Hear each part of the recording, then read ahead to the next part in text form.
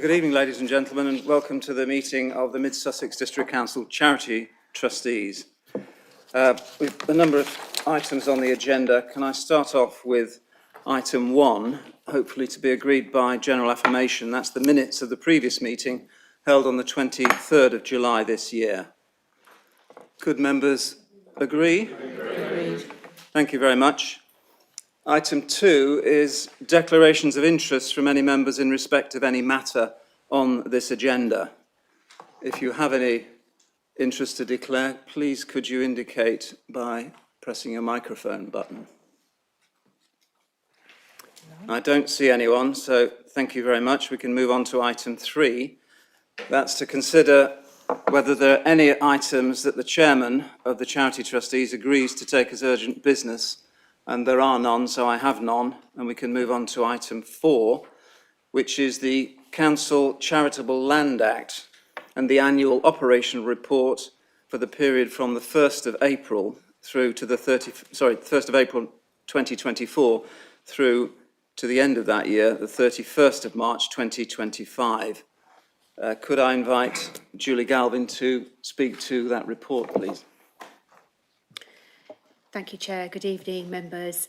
As charity trustees for this matter, you are asked to approve the accounts before you, and per paragraph 33 of the report, we can then return the accounts to the Charities Commission as required. You will see that the accounts have been independently approved, and this is a joint piece of work between the estates team and the legal team here to support the charity aims and objectives of this group. Thank you.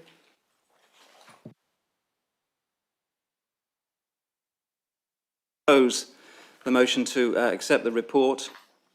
Would I have a seconder? Yes, I would like to second that, Chairman. Thank you.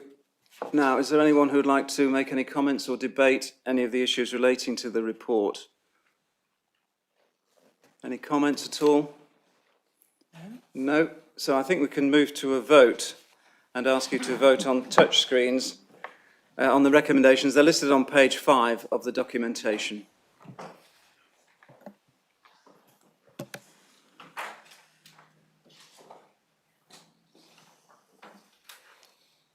Is that everyone?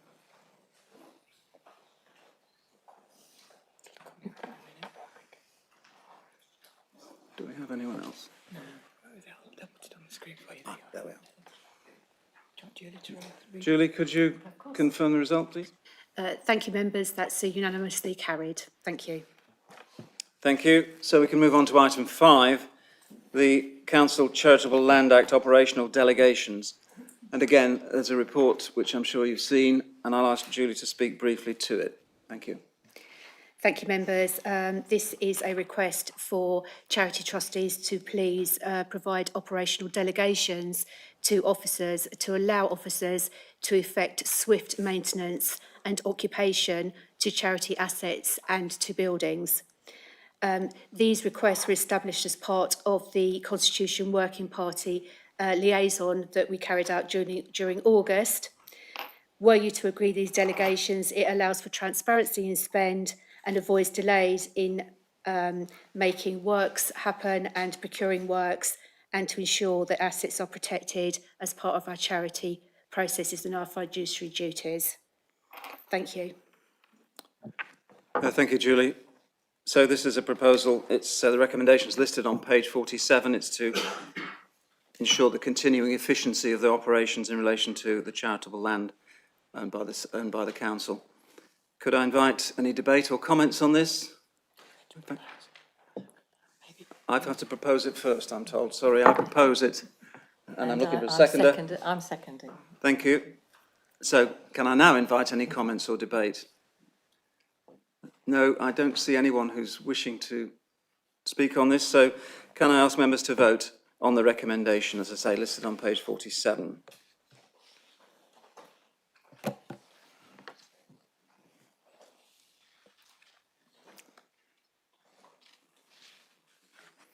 That's it, I think.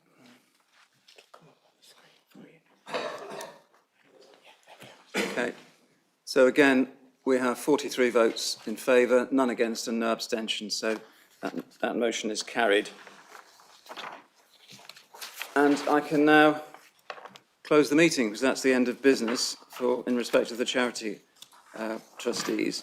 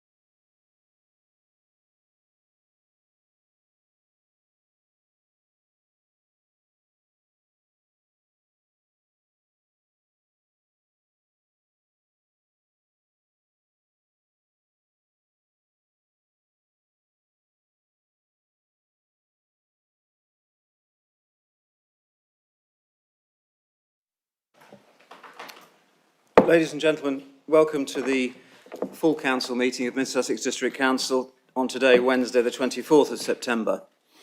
Can I ask you to stand, please, in the usual way for our opening prayer?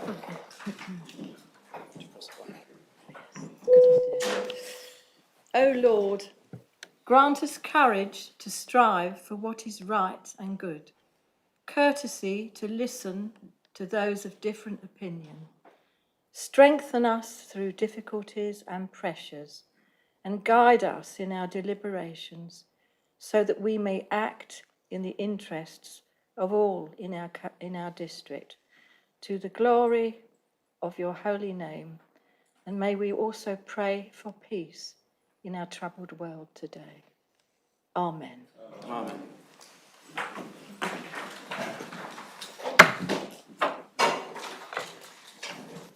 Thank you. So can we move to item 2 on the agenda, and this is to receive questions from members of the public pursuant to the Council Procedure Rule number 9. We have received no questions from members of the public, so we can move on to item 3, and I hope these can be agreed by general affirmation, and those are the minutes of the previous meeting held on the 23rd of July 2025. Are you able to verbally agree this? Agreed. Thank you very much. Item 4 is to receive declarations of interest from members in respect of any matter on today's agenda. And I would invite any members who have an interest to declare to indicate that via their microphone buttons. I have Jackie Russell. Thank you, Chair. I would like to declare that I am a member of the West Sussex Cabinet and the Cabinet Member for Children, Young People and Learning with respect to agenda item 7. Thank you. Councillor Gibson. Yes, thank you, Chairman. I'd like to declare an interest as a member of West Sussex County Council. Thank you. And Councillor de Bell. Thank you, Chairman. I too am a member of West Sussex County Council, so I'd like to declare that as an interest. Thank you. Those interests are noted. Moving on then to item 5 on the agenda. Chair. Sorry? Can I just ask Forgive whether members of town councils or parish councillors need to declare an interest? Thank you. So item 5 on the agenda is to consider any items that the Chair agrees to take as urgent business, and I have none. Moving on to item 6, this is Chairman's announcements. I think this is my first meeting as full Chairman of the Council. In respect of events, it's been a fairly quiet period over the summer, probably because of holidays during July and August.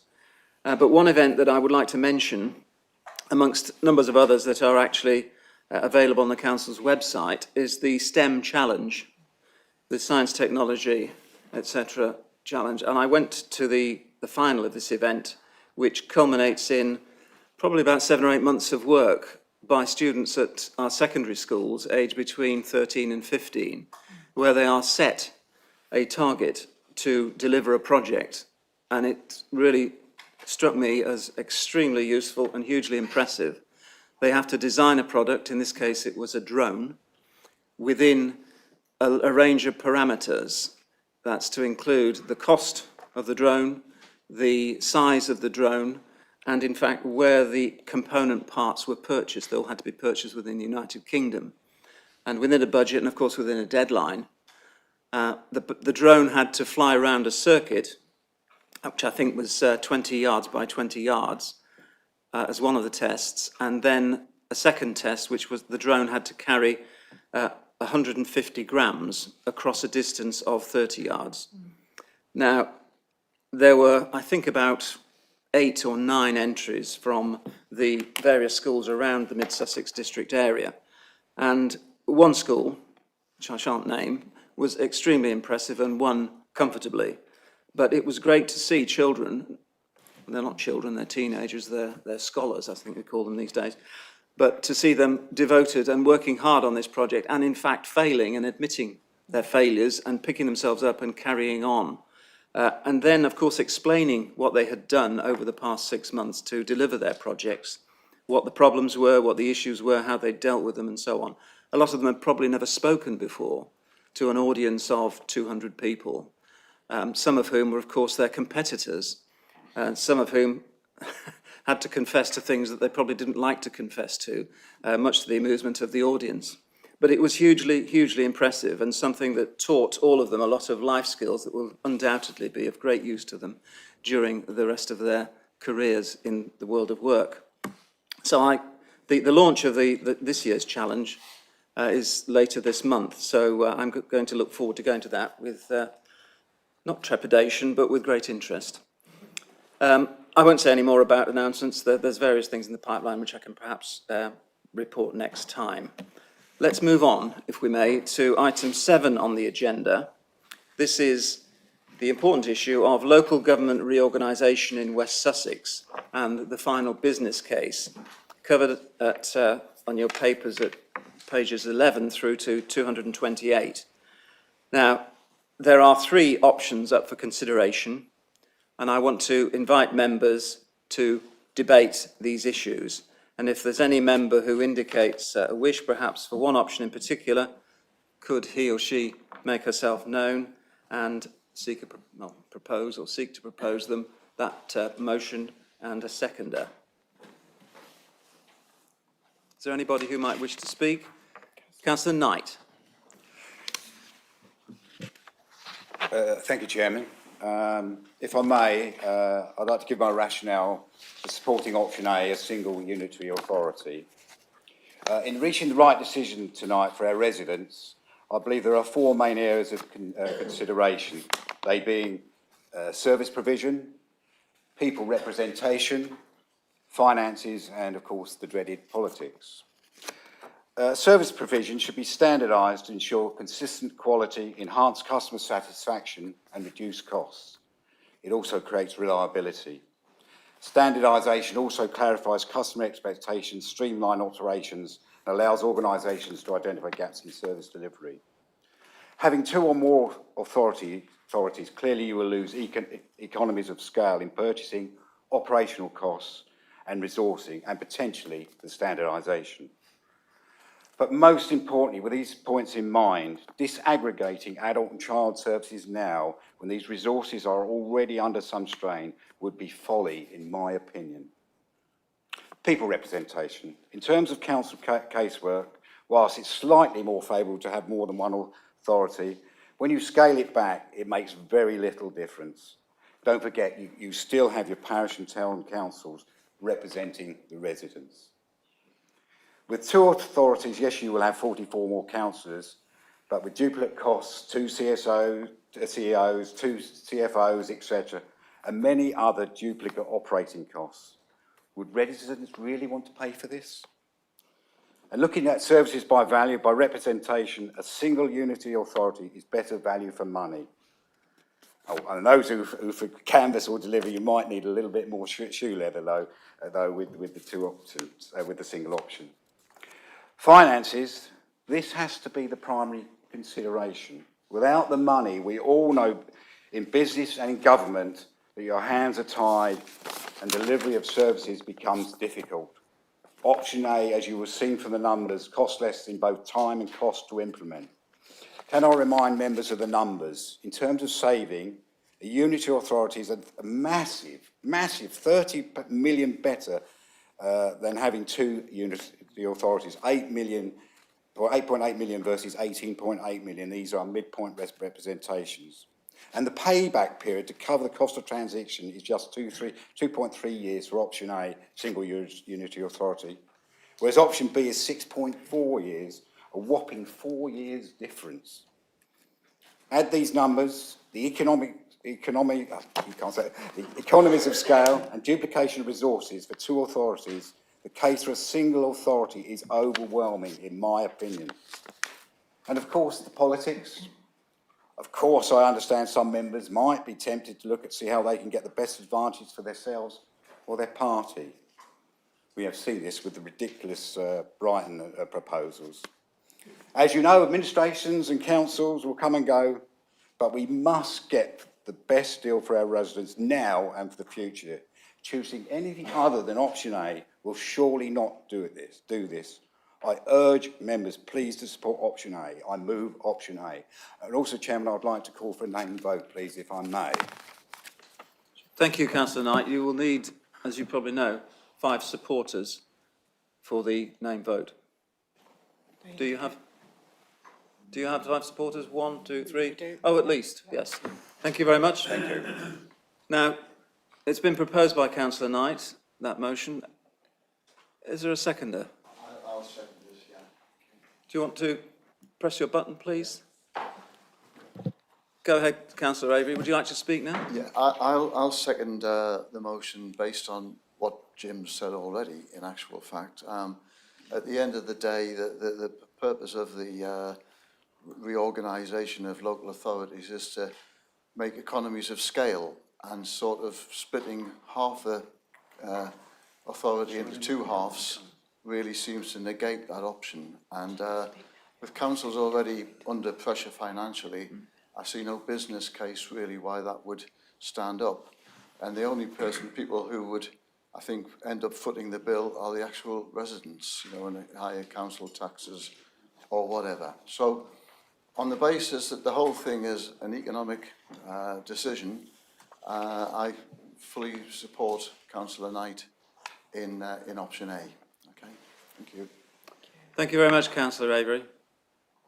And I have a number of other people who would like to speak. First, Councillor Ziegler. Yes, thank you very much. I would also like to speak in favour of option A and bring 2 points to everyone's attention. The first is I understand the briefing papers.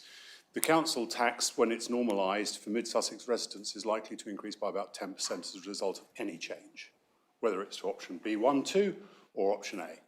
So all of our residents are looking for a significant and unwelcome increase in costs on the council tax, is where we start from.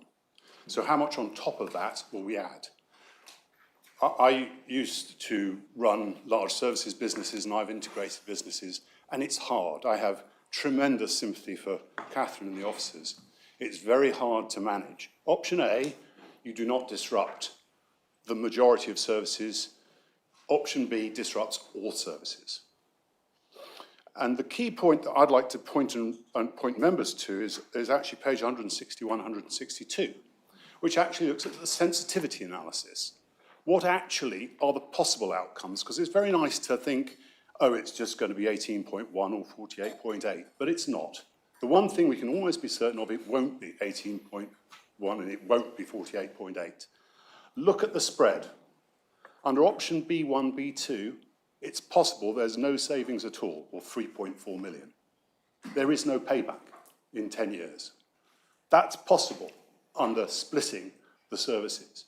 And I think for our residents to take an option which might have that disastrous an outcome when they're already looking at significant costs, rather than something which actually has a better chance, because we are going to do this, aren't we, to actually have the best outcome possible for them, notwithstanding some of the other challenges, it's both manageable, because I have huge confidence in certainly our officers and the other officers managing services, that can be done, and likely.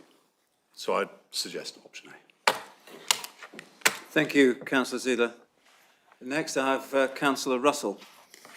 Thank you. So local government reform was debated at West Sussex County Council yesterday, where by 38 votes to 17, the vote to support submission of the single unitary option was carried and subsequently confirmed at the public cabinet meeting shortly after.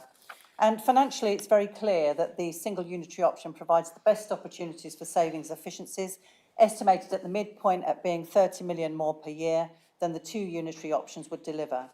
But aside the finances, it's the stability and continuity of vital services for all residents, particularly our most vulnerable, that should be at the forefront of our minds when voting tonight.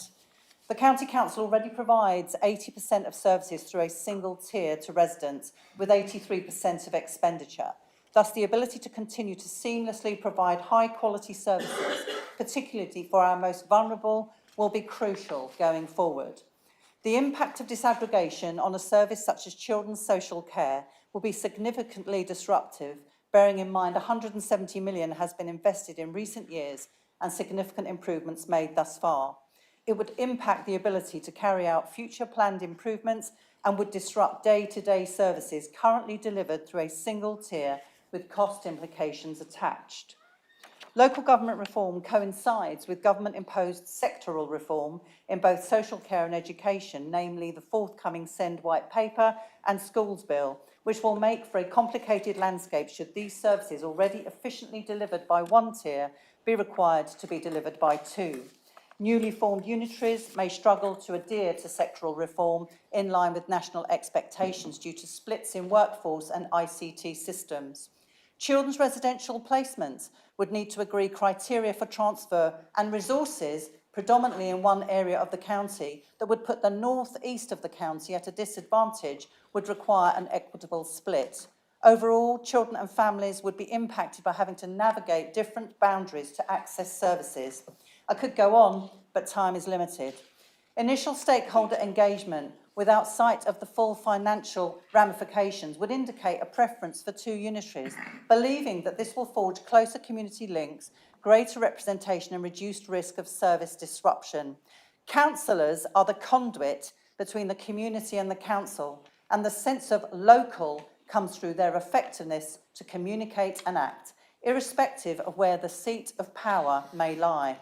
Voting for a two-unitary option would be a vote for significant disruption to social care services through disaggregation, significantly less efficiency savings, and a payback period 3 times longer for transformation costs.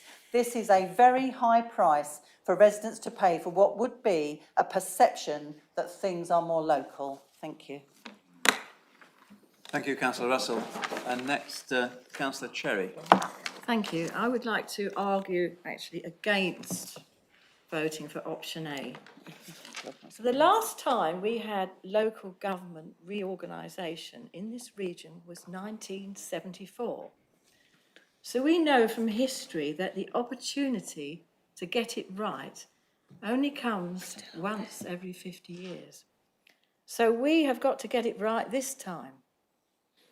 With an eye on the long term, option A seems to be a vote for short-term savings rather than long-term success. As can be seen from page 39 of the West Sussex business plan, and I quote, "It is assumed fewer councillors across the county because of LGR will result in lower costs realised in year 1 post-vesting day. I would suggest that costs will in fact spiral, as in order for the new councillors to manage their hugely increased workload, they will need the support of a much larger team of officers and staff in order to master a wider brief encompassing a much wider stretch of services over a large and diverse geographic area.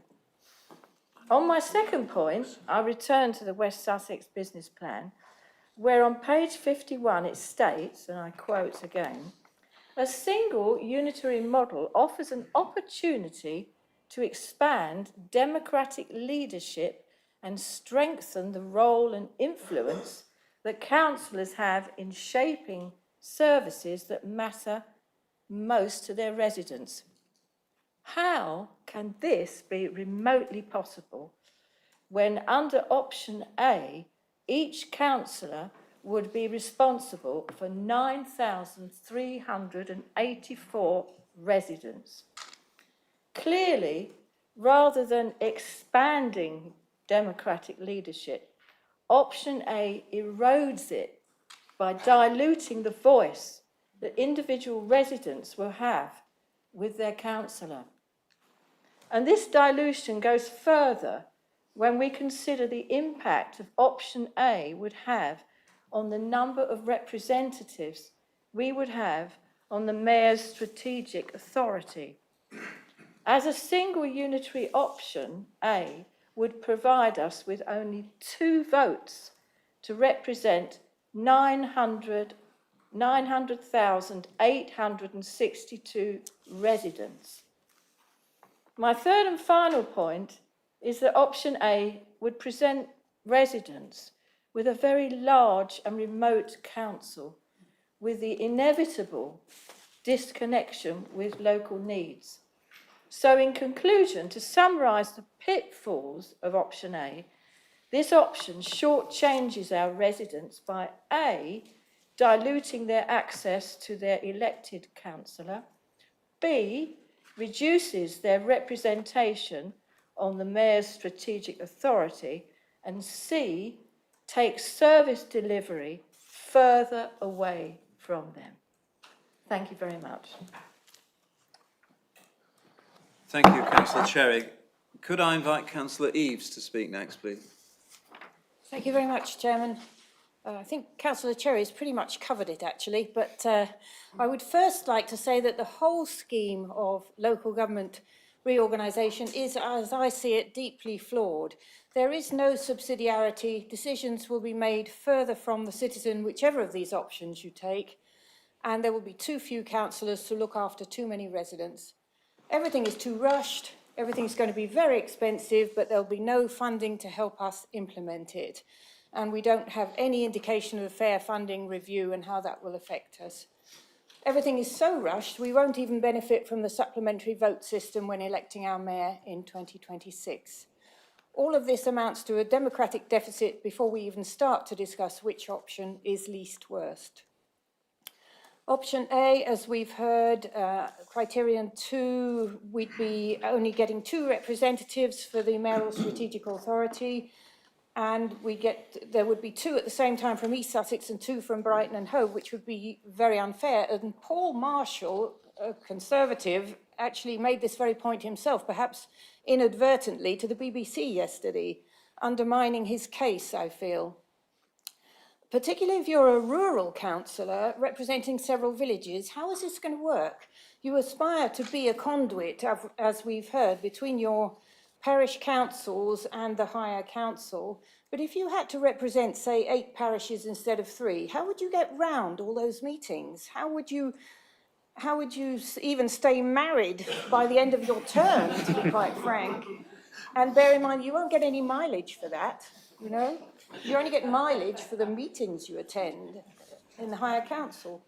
The workload on councillors would mean they wouldn't really be able to hold down a day job at the same time, and yet their allowance wouldn't cover their mortgage or their rent. So councillors would all be middle-class retired people, leading to a loss of diversity in representation. And then I'd like to come on to what I would call the beyond Eberly effect, although in this case it is beyond Billingshurst. This is what you get when you're run from Chichester. I asked for a shop at our recycling centre. They said, oh, you can't have that yet. We're trialling one in Billingshurst. I asked for a dial-a-ride bus service. Oh, we're trialling that in the villages around Chichester. What about school streets? You've guessed it, they're being trialled somewhere near Chichester in a place you've probably never heard of. That's what life would be like under option A, continuing much of the same. Criterion 6 mentions the importance of community empowerment. Surely we should start by listening to the responses of the survey we put out, which came down heavily in favour of option B2. How can we ignore the weight of public opinion? 62% of the public, staff and stakeholders would go for B2 and not A. Thank you. Thank you, Councillor Eaves. Could I call on Councillor Hicks next, please? Thank you, Chairman. With these changes, Mid-Sussex loses a high-performing, locally accountable council. And whilst a single authority responsible for delivering local government services in any one area will be a welcome simplification, this does not mean we should accept its replacement by the county council writ large. We expect better. Reviewing against the government's criteria, on which it states the proposals will be assessed, there is only a marginal difference in total scoring between options A and B. Both are financially viable, and whilst option A on paper is modelled to generate marginally higher savings, these could easily be upended by the outcome of the review of local government funding. The difference of 30 million is 1% of the new authority's total gross revenue. A single unitary council for West Sussex would be cumbersome and remote, bigger than any existing non-metropolitan unitary council, nearly 160 town and parish councils. There would be a democratic deficit based on the limited number of councillors possible for the new authority, and what is already considered a remote council would be too likely to accept business as usual. Our sense of place isn't primarily with Chichester or the coast, it's to Horsham and Crawley, and to our excellent transport links that put Brighton and London on our doorstep. A unitary council that is based on an economic perspective would replicate the Gatwick Diamond and M23 corridor, matching the sense of identity of our residents. Public engagement shows a clear majority of the public do not support a single unitary in any part of West Sussex, with less than a quarter of respondents in favour. And these results are replicated by the preference of staff across each of the 7 districts. I therefore back our residents and staff in opposing option A, which is option B based on 2 unitaries that best delivers for Mid-Sussex and is more likely to provide sustainable and high quality services and meets the aspirations of local residents and businesses. Thank you, Councillor Hicks. Could I next call upon Councillor Gibson? Thank you, Chairman. I'll start by redeclaring that I'm an elected member of West Sussex County Council. I've been a member of that council's Performance and Finance Scrutiny Committee for 3 years, with a front seat for the difficulties that the council faces in delivering its services with the resources available. When I worked for a living, annual budgeting used to include savings and enhancements. The enhancements were the opportunities to explore new technologies, new ways of doing business. In West Sussex, there are only savings, a total of 20 million this year. It's clear that the West Sussex business model is broken and change is needed. More money is needed, but the change necessary will not be achieved with money alone. At this point in this decision tonight, it is more important to ensure that we get the right structure for the provision of local government services for the next 30 to 50 years than to worry about transition costs. We're presented with just 2 options tonight, 1 unitary or 2. The extensive business analysis tells us that both options are financially viable, both are predicted to deliver savings, and that 2 unitaries would provide better electoral representation both locally and within the mayoral combined authority. So Crawley Down would have its own elected representative in a 2 unitary structure, but would have to share a representative with East Grinstead or even with Copthorne in a single unitary. To me, this is a compelling argument for 2 unitaries. We all have constituents who tell me that West Sussex is too distant, and other speakers have said that. Whatever option is finally chosen, we need to make this reform an opportunity to restore the reputation and standing of local government. But there's a problem with that, because the outcome for both options is likely to see our residents paying more. This is due to an innocent-sounding process called harmonisation. The 6 districts and boroughs have different council tax charges. Our Band D charge of £190 per year is amongst the lowest, beaten only by Horsham and Chichester. Harmonisation means that figure must increase to the £325 of Adair. Band D taxpayers in West Mid-Sussex will have to reach into their pockets for an extra £140 a year before any other increase. And if this is not matched to improve services, our constituents will see local government reform as a failure, a means to extract more money. It's important that this outcome is avoided. So it can't just be about business as usual. It has to include service improvement. I believe that innovation, the introduction of new technologies such as artificial intelligence, is the best approach to improvements in the way that services such as adult social care are delivered. My experience is that large organisations lack the ability for innovation to make the changes in processes and resources required. Together, the benefits for representation and service innovation compel me to support the 2 unitary option. Thank you. Thank you, Councillor Gibson. Can I next call on Councillor Hobbs, please? Thank you. Firstly, I would like to commend the officers of all the districts and borough councils and West Sussex County Council and the project team on the production of an excellent balanced business case and for their show of unity in getting us to this stage in the process.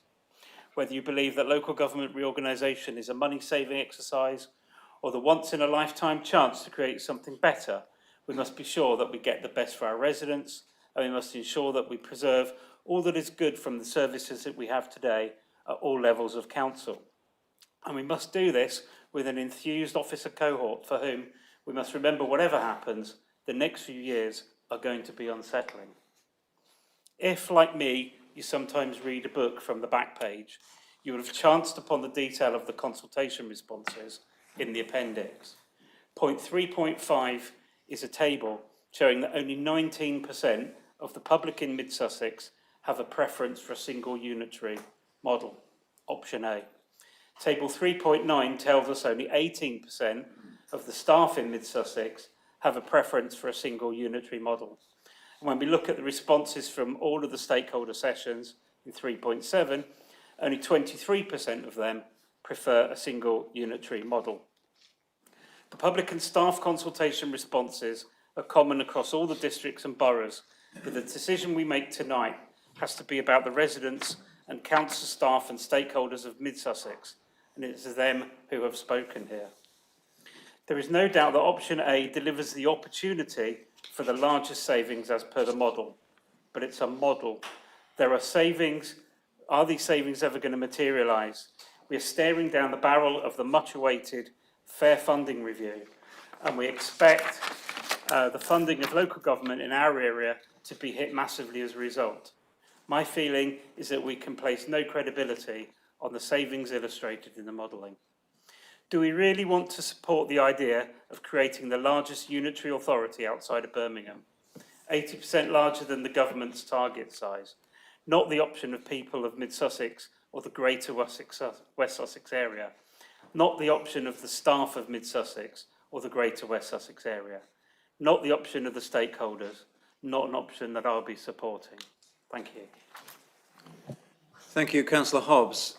And I have a final speaker at the moment, Councillor Kenny. Thank you. I'd like to add my voice to those speaking against option A, and here are my reasons. I think that option A fails because it's too large in terms of the number of residents that would be encompassed by it, and that very much damages the representation of those individual residents. At 9,000 per councillor, that would be far too much in my view, and I don't believe that this proposal supports a balance across the strategic area for devolution, and therefore it does not support really the core aims of devolution. And also it does nothing to support the safe operation of the mayoral authority. In my view, I'll explain why I think it fails on 4 of the 6 criteria which we've been asked to consider. But first, a couple of points that other people have mentioned about the size of the authority. As Councillor Hobbs just mentioned, only Birmingham at just over 1 million and Leeds at 822,000 would be larger than the putative authority. Every other unitary authority in the country would be smaller, and indeed the average is far, far below that. The average today is well below the target contained in the proposals of 500, closer to 3. And representation, it's been mentioned. The average number of residents to a councillor in unitary authorities across the country is around 4,500. And it is so also including in the London boroughs. In Mid-Sussex, it's about 3,500, and in West Sussex County Council, at the moment, it's about 12,000. And the comments that have been made around this room about how accessible and how close to West Sussex County Council the average resident in Mid-Sussex feels is strongly associated with that figure of 12,000 residents per West Sussex County Councillor.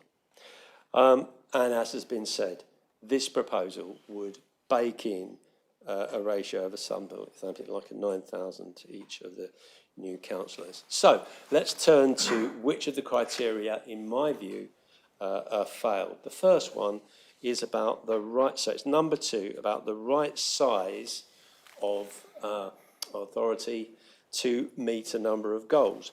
A, to represent. There's an assumption here that size alone will make the authority, or it appears to me that there's an assumption that size alone will make the economy, the authority more stable. But as we know today, we see it all across the country. Some of the very largest organisations can crash and have the largest deficits. It's not just about the size. It is about the contributing income for the authority, and that's a subject that's very well rehearsed in the documentation. Who'd have thought rich areas are better able to support council tax than poorer areas? But as has been mentioned, we don't know what's going to happen with the fair funding review and how that's going to shift these figures. The other criteria upon which it fails, I believe, is number 3. I don't believe the argument that better services will result from having a single unitary authority. Quite the contrary. I think that the closer that the service provision is to the people, the more likely it is to be dynamic and responsive. And we can see, it may well be that West Sussex County Council members here and others have a fondness for the services that have been provided. There have been recent improvements, but we all know that's the history, and it's not my intention to be divisive, but I want to point out that in December 2010, and again in February and May 2019, children's services for West Sussex County Council were deemed to be inadequate. Also in June 2019, fire services. These things can happen no matter what the scale. Scale does not guarantee that services will be good, and I think there's a strong argument that the more local, the better. Criteria 5, support for devolution, and this is where perhaps it has the worst effects. It actually hampers the number 1 priority, which is to introduce a single tier of local government so that there is clearer accountability and ultimately better services across the country. That's the real aim of local government reform. It is not a cost-saving exercise. It's to improve local government. And it absolutely fails to support that by producing an unbalanced strategic authority. And similarly, it will also disrupt, as one huge behemoth within the Sussex and Brighton strategic area, one absolutely large organisation that distorts the pattern of governance, as has been mentioned, and Councillor Eve referred to it, yesterday by Paul Marshall himself, the kind of author of this whole dynamic for a single authority, pointed out the difficulties that it raises for organising a mayoral authority if you have a single huge organisation and 2 smaller ones. We can avoid that if we vote against option A tonight. So, and then the last area is criteria 6. I probably hardly need to speak to this, which is about promoting community engagement and empowerment. Councillor Cherry spoke very eloquently about how that is not well served by creating this large unitary authority. I think it's a shame that in the production of our business case, but also the other activity across the whole of the strategic area, that there hasn't been more examination of changes across the between the areas. And I think the government itself is slightly at fault for the way that the request went out. It implied that one should work within a given area, and that was quite clear. Although it made statements at the same time, like the following. It is open to you to explore options with neighbouring councils in addition to those included in the invitation, i.e. the West Sussex area, particularly where it helps those councils to address concerns about their sustainability or their limitations arising from their size or boundaries, or where you are working together across a wider geography within a strategic authority. a few disparaging words have been said about Brighton Council, but Brighton faces real constraints with the sea on one side, a national park on the other, and a number of pressing issues.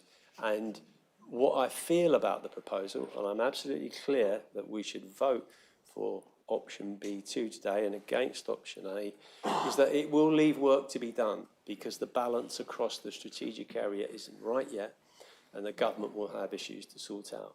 But for what's in front of us, it couldn't be clearer. In my view, option A, it shouldn't even be on the table. It's not viable for a whole range of non-economic points. Thank you. Thank you, Councillor Kenny. I have no other indications of councillors who wish to speak. So may I return to the proposal of the motion to see if he has any comments. Councillor Knight? No, I'll leave it as is. Okay, thank you very much. Can I invite the leader to comment?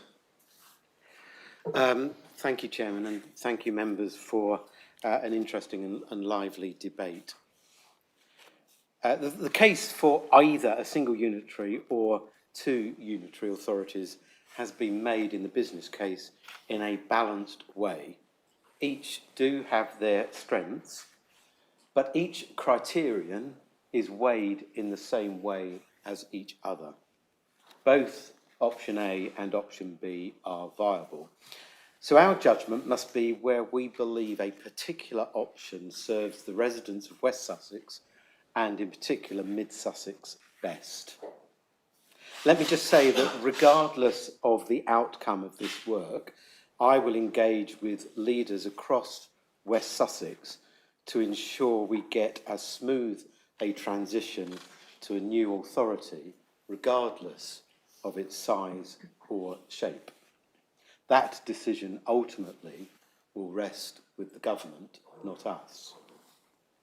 Now, during our LGR leadership discussions over the last few months, and particularly in the last few weeks, it became clear to me and most leaders in West Sussex that it wasn't obvious that a single unitary council was the only viable choice for us. Now, we know that West Sussex yesterday voted for a single unitary, but the districts and boroughs of Chichester, Worthing, Horsham, Ada and Arran have all backed two unitary authorities. The two remaining are ourselves and Crawley, who are yet to decide.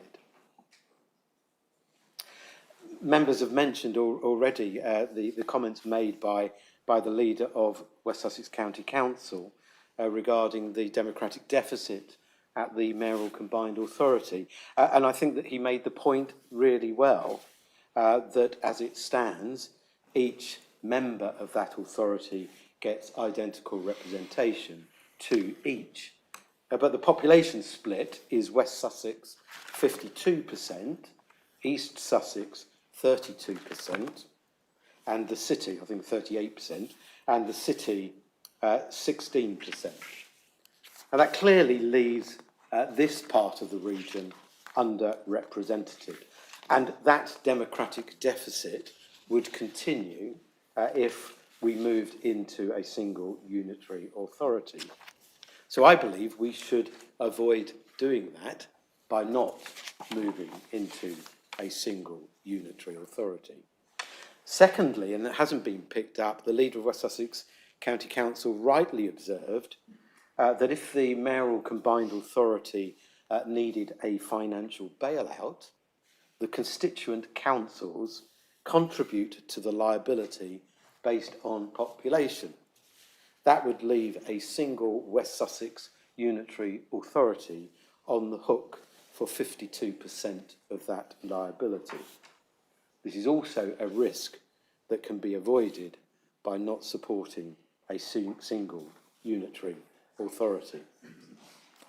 Members have mentioned on both sides of the debate the democratic representation on unitary authorities. The fact does remain, when you look at the scoring, that the democratic part of the scoring favours two unitary authorities. It ends up with 40% more councillors than you would get with a single unitary authority serving a population of 900,000, making it larger, in fact, than Leeds. Thank you. Others have spoken of the feedback from the consultation, so I will not repeat the comments in full again. However, I do place a lot of weight on the views of our hard-working staff in Mid-Sussex, who clearly and overwhelmingly state that a single unitary authority is not for them. I'm afraid it is not for me either, and therefore I cannot support option A. Thank you, Councillor Eggleston. So now, ladies and gentlemen, we move to a recorded vote, which Julie will deal with, and we're voting for the proposal or against the proposal that option A becomes the council's preferred option to put forward. Julie. Good evening, members. I will be asking for your vote in alphabetical order. I'd be most grateful, please, if you could indicate clearly whether you are for, against, or you're abstaining in this particular matter. Thank you. I will start, please, with Councillor Avery. For. For, thank you. Councillor Bashir.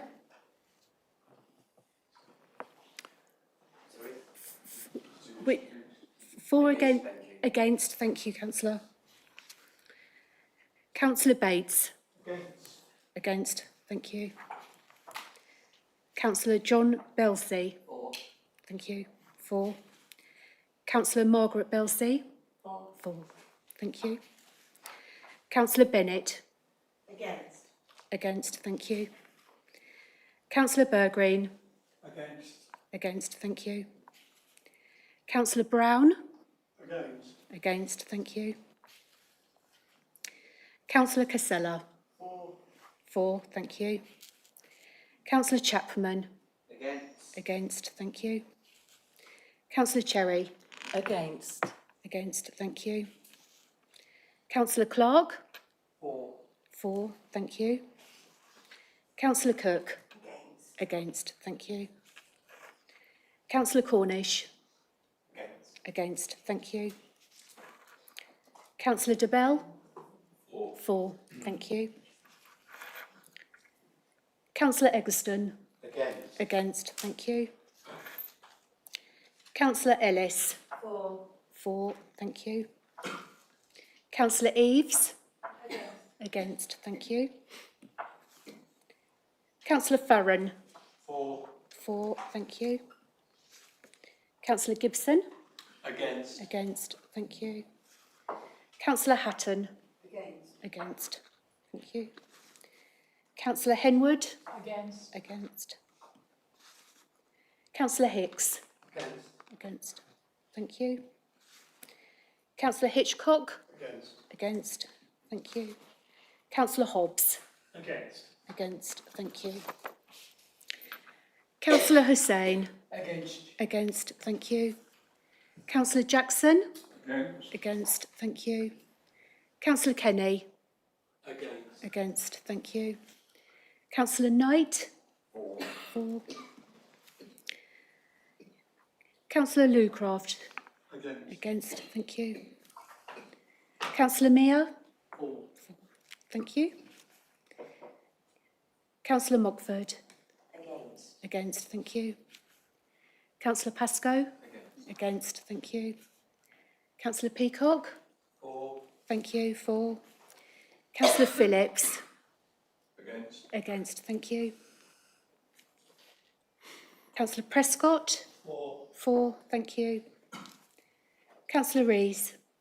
Against, thank you. Councillor Russell. For, thank you. Councillor Sweatman. For. Councillor Whittaker. Against, thank you. Councillor Wood. Against. Against, thank you.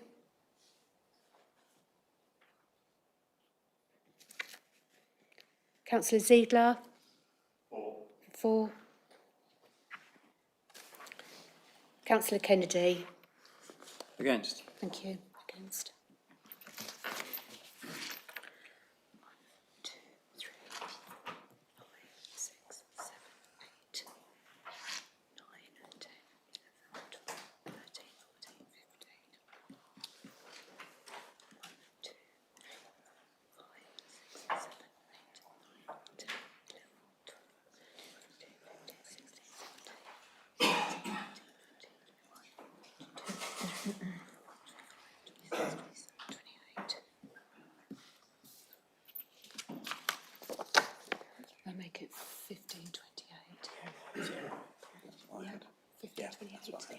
Would you like me to announce? Or would you like? Okay. Yes, if you have the result, Julie, could you announce it for us, please? Certainly. Thank you, members. So we had 15,154 and 28,28 against. Thank you. Thank you, Julie.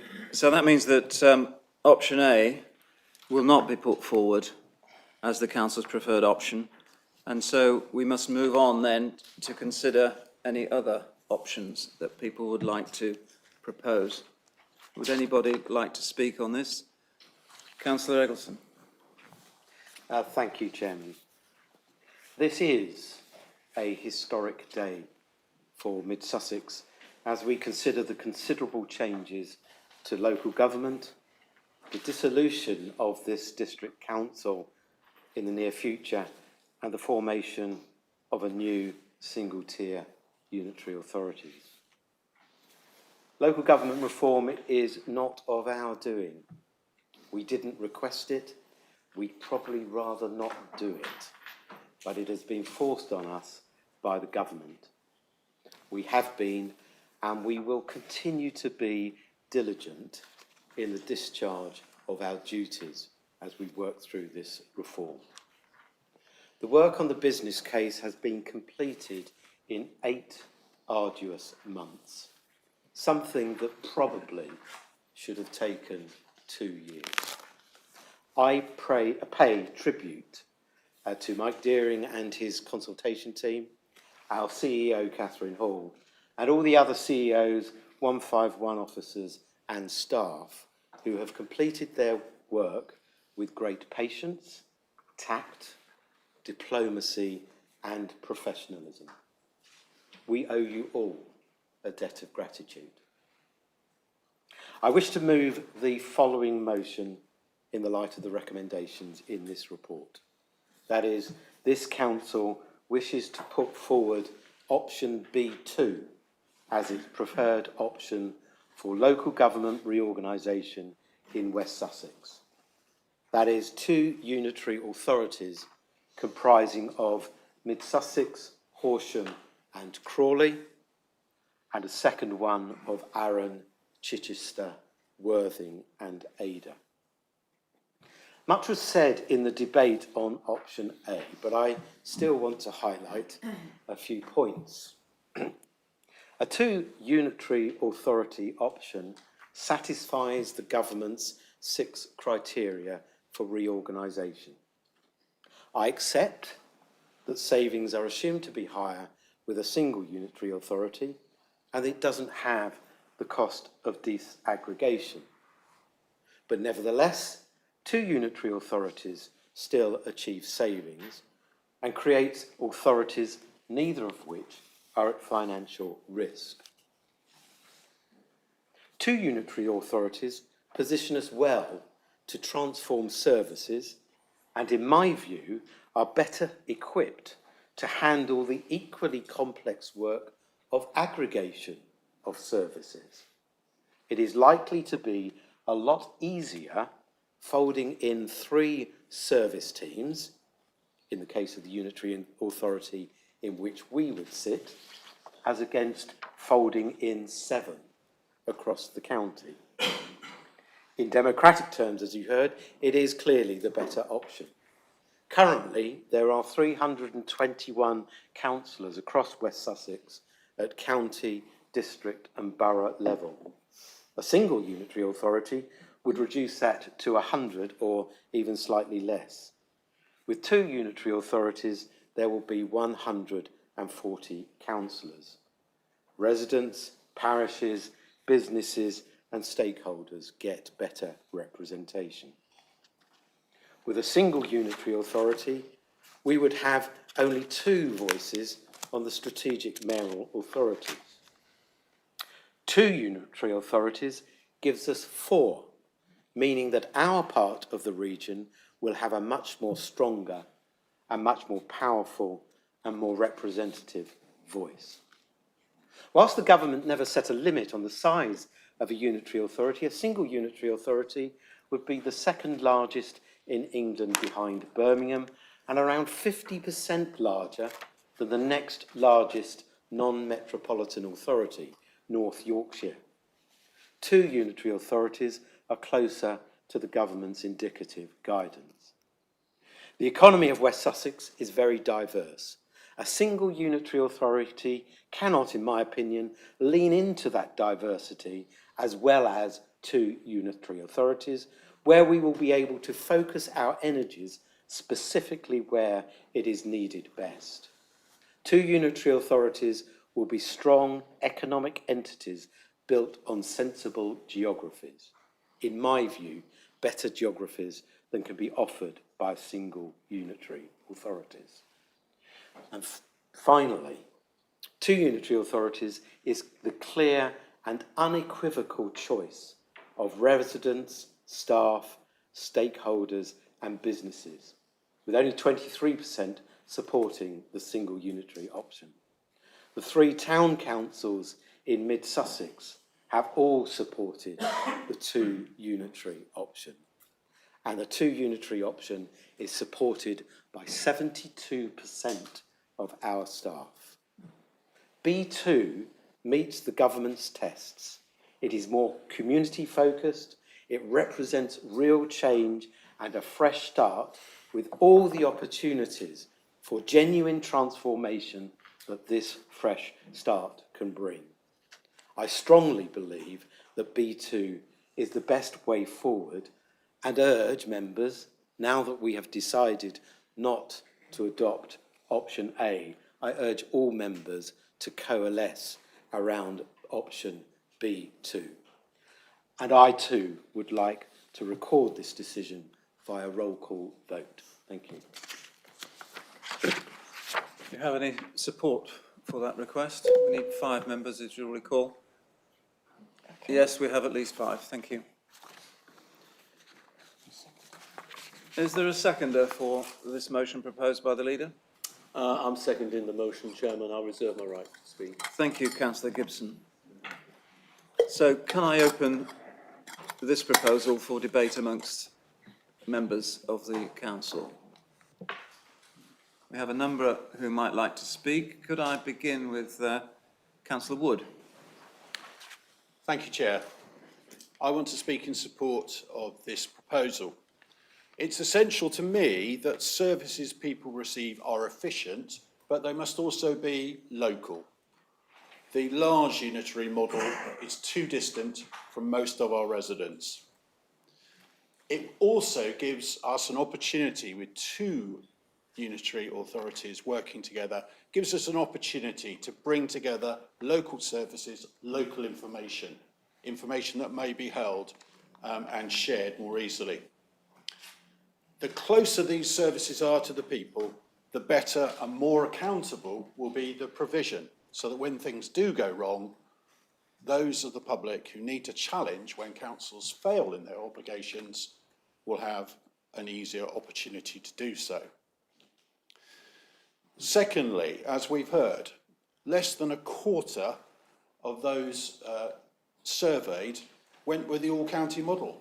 The county council has been seen as remote, and issues from around the county have not always been properly heard for many. Smaller units are much easier to lobby. The vast county model also doesn't take account of the hamlets, the villages and the towns of our communities. Although 2 authorities is not great, I would still prefer to have district councils. It does enable those smaller communities to have more of a voice than if it were a vast county-wide authority. The smaller units also, I believe, give the opportunity for greater representation of different political parties and those who pursue independent strategies. I don't believe a larger authority would adequately reflect the ranges across the political spectrum. People need to feel connected to their councils.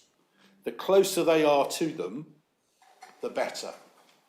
But those councils also do need to be efficient. This is a fresh start. I believe the proposal will, in the long run, be more efficient than the large county council. It will bring more power and more responsibility for any councillors in those authorities. but I'm sure that they'll also be more rooted in their communities and reflecting a variety of views, which will make that fresh start successful. Thank you, Councillor Wood. Can I next call on Councillor Cherry? Oh, thank you, Chairman. Yes, I'd like to speak briefly in support of option B2. Having studied the ratio of councillors to electors in both a single unitary and option B2, there is a clear benefit to the electors for option B2. Working on a total population across both unitaries of 900,862, as outlined in the West Sussex County Council business case, it is assumed a maximum of 100 councillors for a single unitary and 70 per unitary for a two-unitary model. On doing the maths, I'm not that good at maths, but it can be seen that with option B2, each councillor would be responsible for 6,434 residents, whereas in option A, each councillor would be responsible for 9,384 people.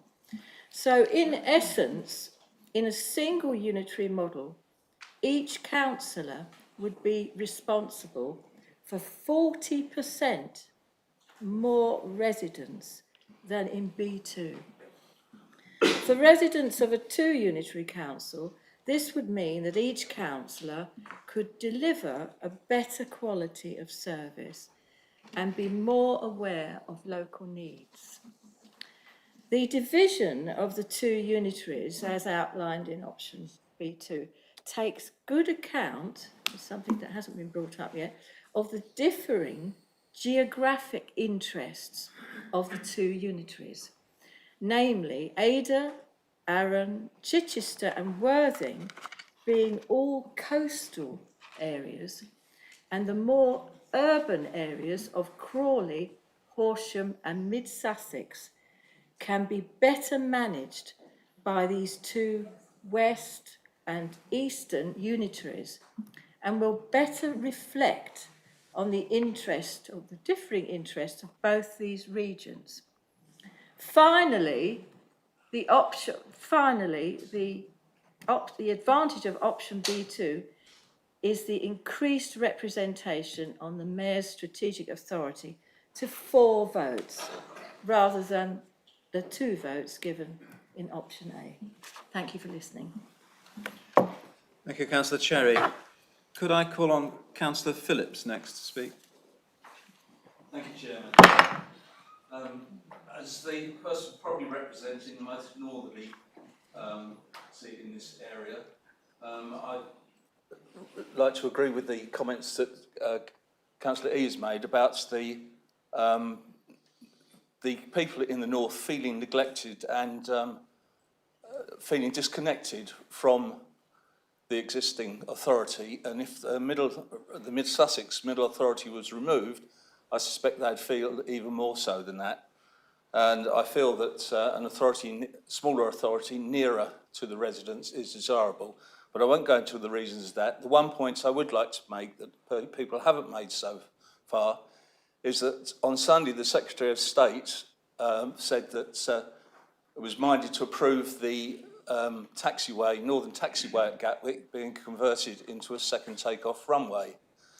And I feel that a smaller authority with Horsham, Crawley and Mid-Sussex would be far better suited to negotiate with Gatwick and discuss the benefits and also the downsides that will come from that decision. And I do feel that that smaller authority will be far better than a large authority county-wide, which may have disparate considerations. Thank you, Chairman. Thank you, Councillor Phillips. Next, Councillor Lucraft has been waiting some time. Thank you, Chair. A few points, if I may, to add to the kind of excellent debate we've had already, because I think a lot of valid points have been made on both sides about, for instance, the issues of seeking fairer funding. And I think whatever outcome we achieve this evening, it's important that this council makes its views known and works with others to try and get the best settlement from central government, not least because they're supposed to be devolving more responsibilities to local government. And all of us, I think, probably feel that there needs to be better investment in making a local government organisation that can actually work to give the best service to our residents. And so my real point here, I think, is that I invite those who supported option A in the first vote to join with those who are supporting option B2 this time to make sure that we give the clearest, most unambiguous message to government about the solution that we want to see. If we leave ambiguity there, government potentially might choose other ways of trying to organise local government in our area. And we all ought to support option B2 is the best option in front of us in this vote. I think that's also true if you look at the councils that sit below the first tier of principal authorities. Towns and parishes need to be able to work with a unit of local government to organise in the best way for local residents at the local level. And we need to make sure that the local government organisation that we're supporting is best equipped to deliver the services and to represent the residents of our area. So I urge everybody to support B2 in this vote. Thank you. Thank you, Councillor Lucraft. Next I have Councillor Brown, please. Thank you, Chairman. I'm referred to the case for change, section 3, page 14, the West Sussex local government context, 3.1, paragraph 4. Quote, councils across West Sussex area have a strong history of collaboration built over more than 135 years of delivering services rooted in local communities. Well, presumably, this is referring to the 1888 Local Government Act, establishing the county of Sussex with two divisions, an East and a West Sussex division. The boundary of that division was the present-day Mid-Sussex District Council, Horsham District Council boundary. The Local Government Act of 1974, as already mentioned by Councillor Cherry, created the county of West Sussex by moving Cuckfield Rural District and East Grinstead District from East Sussex to West Sussex. This created the inconvenient boundary close to both of the towns of Haywards Heath and Burgess Hill. The existing boundary between Mid-Sussex and East Sussex is not, in my experience as a councillor representing a ward enjoying 20 miles of this boundary, a collaborative place for local planning, for highway interface, or for residents with confusing service provision. The case for change fails to recognise these facts. An opportunity is being missed. In my opinion, as a result of these omissions, I have difficulty supporting either B1 or B2 at this stage, and I intend to abstain. Thank you. Thank you, Councillor Brown. I have now Councillor DeBell, please. Thank you very much indeed, Chairman. I promise I won't say much. I can understand everyone feeling that closer proximity is indeed best, because we have a very fine council here under a very fine leader, and that is something that's very hard to step over without thinking it through carefully.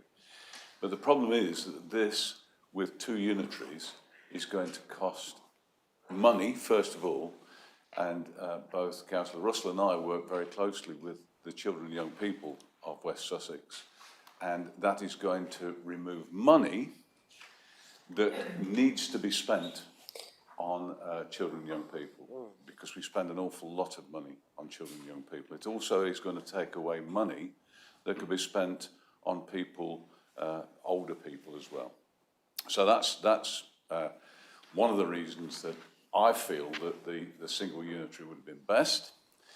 And also, you're going to have, if you have two unitaries, or however many you decide to go for in the end, they're going to have to negotiate with each other all the time, which is going to cost time, and it's going to cost money, and it's going to cost slowing down of things. And let me just remind everybody about representation. You are who represent your council, and you are the ones that talk to people and keep them in the loop. It's your job. We represent them. We don't just represent an authority, we represent them, and it's your job to do that, our job to do that, however many unitary authorities we finish up with. So, we're already introducing AI, we're getting a renewed licence for that in West Sussex. If there are 2 unitaries, that will have to be resolved elsewhere, and it means that all the time it slows up decision making, and it causes extra problems. This is why we went for it at West Sussex. That you've got immediacy that you're not going to have if you're going to all this. But I believe that we had a terrific council here, and that is not going to be easily replicated anywhere else. And so there we are. I've said enough. Thank you. Thank you, Councillor de Bell. I don't see any other councillors wishing to comment. So can I ask the seconder of the motion whether he would like to speak, having reserved his right? Councillor Gibson. Yes, Chairman, I will speak. Thank you. I mean, firstly, I just want to agree with Councillor de Bell's final point there. This is a very good council. It has a fine record. It delivers its services in a way which is absolutely excellent. And I think that most of us would not be embarking on this change. And I think I'll include in that really just to say thanks to all those who have been involved in the preparation of this business case and the detail that it's gone down to. The devil is definitely in the detail. Having established a preference for the 2 unitaries options, then it's the factors which recommend supporting B2 over B1, which are important now. Now, the grouping of Mid-Sussex, Crawley and Horsham makes geographical sense. The combined population of 430,000 meets the government's criteria, and the new council would have 2 votes in the mayoral combined authority. It represents a clean break from the present with the opportunity for change. Both Mid-Sussex and Horsham have significant economic dependence on Crawley through jobs or contracts, including at Gatwick. I'll echo what Councillor Phillips said, that this will increase with the recent announcement of government support for a second runway, and both Mid-Sussex and Horsham will be sharing the downside of the increased aircraft and surface traffic noise and other pollution that more air travel will bring. Support for or opposition to proposals for issues such as new flight paths will be easier to agree if the 2 of them are together in the same unitary. The grouping also forms a housing market area, as we know from the development of our district plan, with obvious benefits for strategic infrastructure planning. Harmonisation, which I talked about before, will be less traumatic. Crawley has a higher council tax than Mid-Sussex, but the Band D difference is £40 compared to £140 in Ada. Ada would be an outlier if added to this group. Separated by the South Downs and lacking significant economic or social links, Ada sits more naturally in a coastal group, and its residents and council staff recognise this by 3-1 in their responses to the West Sussex consultation. We should respect those views as part of the rebuilding trust in local government. It's clear that 2 unitaries are the best solution for West Sussex, and that option B2 is the best for our residents of the 2 unitary options. Of course, the final decision will be made by the Minister, and we need to send a clear message to him. And I urge all councillors to vote for the recommendation for option B2. Thank you. Thank you, Councillor Gibson. In accordance with usual practice, can I call upon the proposer of the motion to ask if he would like to speak? Councillor Eggleston. Thank you, Chairman. Just briefly, this has been a very good-natured and quite a long debate, and it's actually a pleasure to have a full debate like this in this chamber, where we can respectfully disagree on some things, but at least address our mind to the issues. I'm only going to make one point because I think we've chewed this quite a lot. But I just say to members that remember that we are looking at a change, a historic change for the next 50 years. And I know the business case looks at a very short timeline. None of us can predict what will happen over the next 50 years, but I strongly believe that the judgment that we make tonight should really look at that timescale and decide what we think is best for our communities. And that's why I believe that we should all now, having decided that option A is not for us, the clear message, as Councillor Lucraft said, the clear message that we should give to government from this chamber is that we do have a preference now rather than do nothing, and that the motion on the table to support B2, I hope we could all come around and support. So I move. Thank you, Councillor Eggleston. So there we have it. We can now move to the vote, and the vote, of course, is if you're in favour of putting option B2 as the council's putting it forward to the government as a preferred option. Can I hand you over to Julie now? And as you've heard already, we're going to have a recorded vote on this motion as well. Thank you, Chair. Hello, members. So I'm going to come to you again in alphabetical order. I'd be most grateful, please, if you could indicate clearly whether you are for or against or you wish to abstain. So I'll start, please, with Councillor Avery. For. For, thank you. Councillor Bashir. For. For, thank you. Councillor Bates. For. For. Councillor John Belsey. Abstain. Thank you. Abstain. Councillor Margot Belsey. Abstain. Abstain, thank you. Councillor Bennett. For. For, thank you. Councillor Bergreen. For. For, thank you. Councillor Brown. Abstain. Abstain, thank you. Councillor Casella. For. For, thank you. Councillor Chapman. For. For, thank you. Councillor Cherry. For. For, thank you. Councillor Clark. Abstain. Abstain, thank you. Councillor Cook. For. For, thank you. Councillor Cornish. For. For, thank you. Councillor DeBell. Abstain. Abstain, thank you. Councillor Eggleston. For. For, thank you. Councillor Ellis. Abstain. Abstain, thank you. Councillor Eaves. For. For, thank you. Councillor Farron. For. For, thank you. Councillor Gibson. For. For, thank you. Councillor Hatton. For. For, thank you. Councillor Henwood. For. For, thank you. Councillor Hicks. For. For, thank you. Councillor Hitchcock. For. For, thank you. Councillor Hobbs. For. For.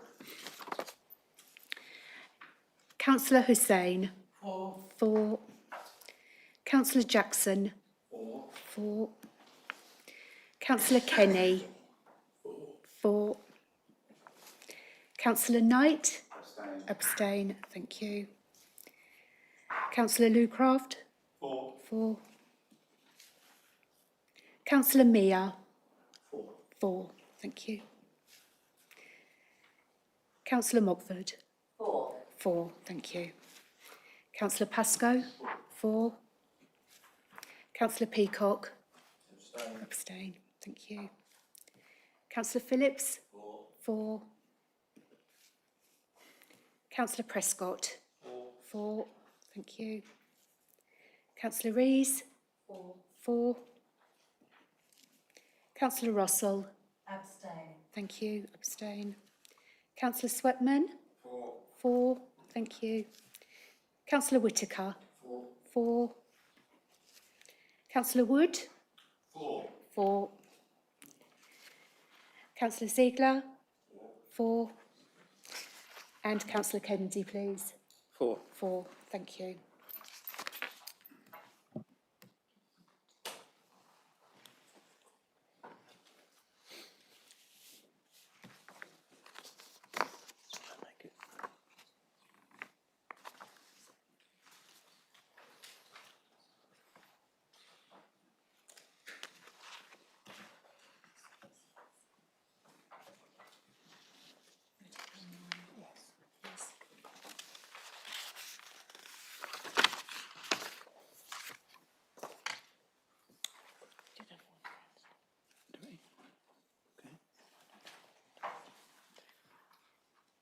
Okay, Chair, for me to know.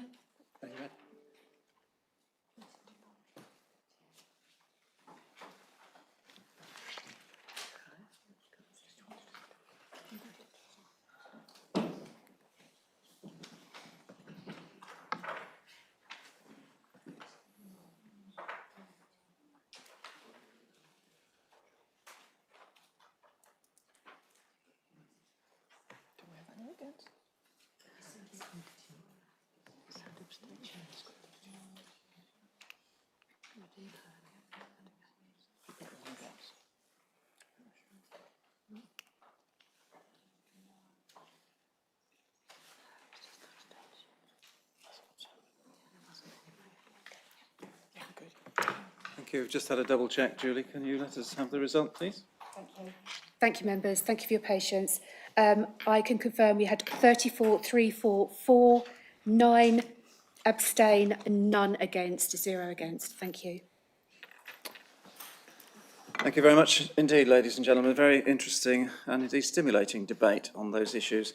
That item is now concluded, so option B2 will be put forward to the government as our preferred option from the Mid-Sussex District Council. Now, we will have an extraordinary cabinet meeting after this meeting so that the arrangements can be made and put in place so that that can be put forward to the government. The government set, as some of you may know, a very tight and challenging deadline to submit our preferred option by the 26th of September, so 2 days' time. So we'll be having a cabinet meeting after this meeting, and hopefully we can clear the chamber very quickly so that can happen. But in the meantime, we've got more business to deal with, and we move on to the item 8. That's the Constitution Review of September this year, 2025. Julie is going to kindly introduce this for us. Thank you, Chair. Good evening, members. Agenda item 8 before you is the Constitution Review papers as a result of the Working Party that met in August of this year. You'll see from the summary, it allows officers, if you're minded to allow the Constitution to be changed to support efficiency and services to be delivered in an effective way. The idea being that it supports the purpose of the Constitution, in particular around governance and decision making. The Constitution itself is set out and is annexed, and the changes are shown as tracked, should you wish to look at them. Unless there are any other questions, I'll hand back to Chair. Thank you. Thank you very much, Julie.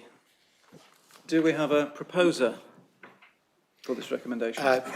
Yes, thank you, Chairman. Happy to propose these recommendations. Just one point. I'm sure everyone has read the track change constitution, but I'll just highlight one point, which is as the portfolio holder for considering appeals to call in planning applications, we discussed in the Constitution Review Group how we might be able to expand the scope of what could come within the purlieu of a call-in, and there's some wording in there which allows us now to consider not just a planning application for call-in on the planning merits, but we can now also consider a wider public interest test, which means that we have a little bit more leeway on what could be called in for a planning committee.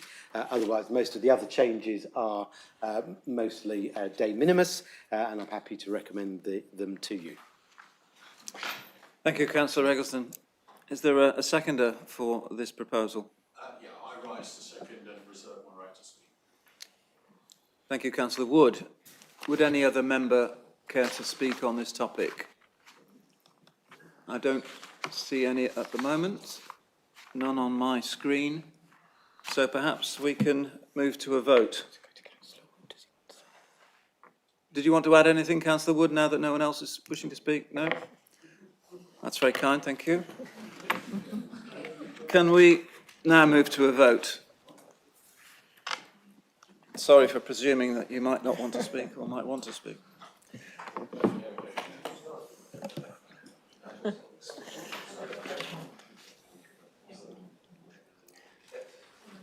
We're done. Yeah. So there you can see it, I think, on the, you can see it at the screen at the back, but not on the screen behind me. So the vote is unanimous with 43 in favour, no one against and no one abstaining. So that is accepted, and we can now move on to item 9. This is the Greater Brighton Economic Board and the admission of a new member. These papers are at page 463 to 474 of the documentation that you perhaps have on screens in front of you. Do I have a proposer for this, Councillor Eggleston? Yes, thank you, Chairman. I'm happy to move the recommendations in this report. This is a very sensible addition to GBEB with the appointment of the Sussex Chamber of Commerce to the board. Do I have a seconder for the motion? Councillor Gibson, I thought you might be seconding this one. I am, Chairman. I'm happy to second it and reserve my right. Have I missed something? Sorry for trying to push things through quickly, or too quickly for you. Thank you. Would anyone like to add any comment or observation on this item? No. Councillor Gibson? Nothing to say? Glad to hear it. Now, can we move to a vote?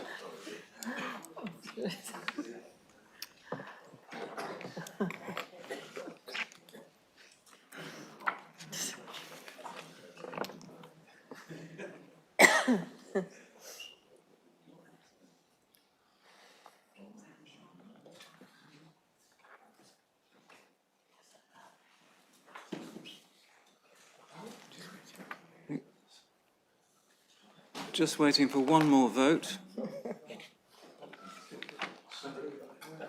There we are.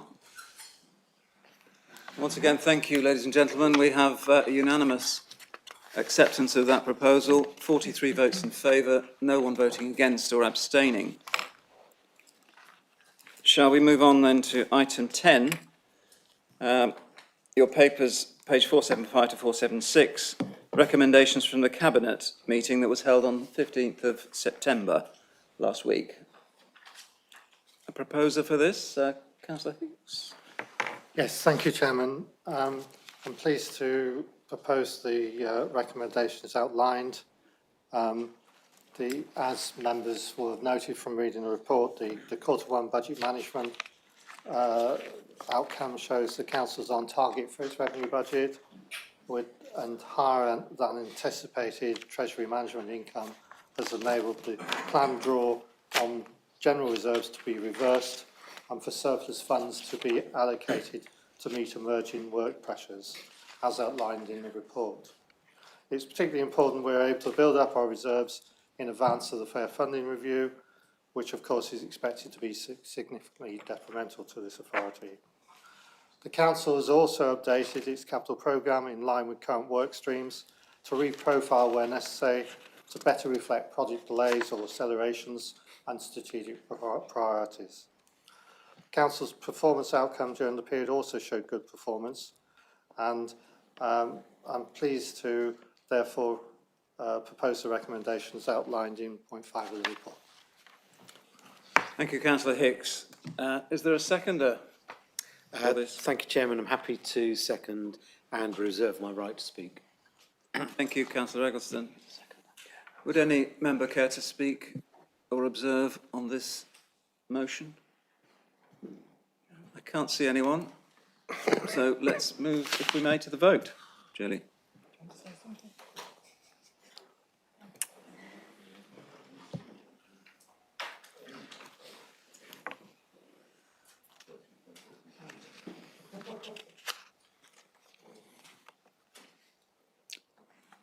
I think we're waiting for one more vote.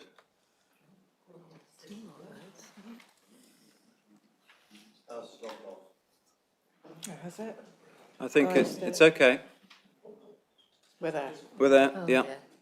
And as you can see from the screen at the back, the motion is carried unanimously again, 43 votes in favour, no abstentions and no votes against. So that motion is carried. We move on to item 11 on the agenda, which is to receive our leader's report. Councillor Eggleston. Thank you, Chairman.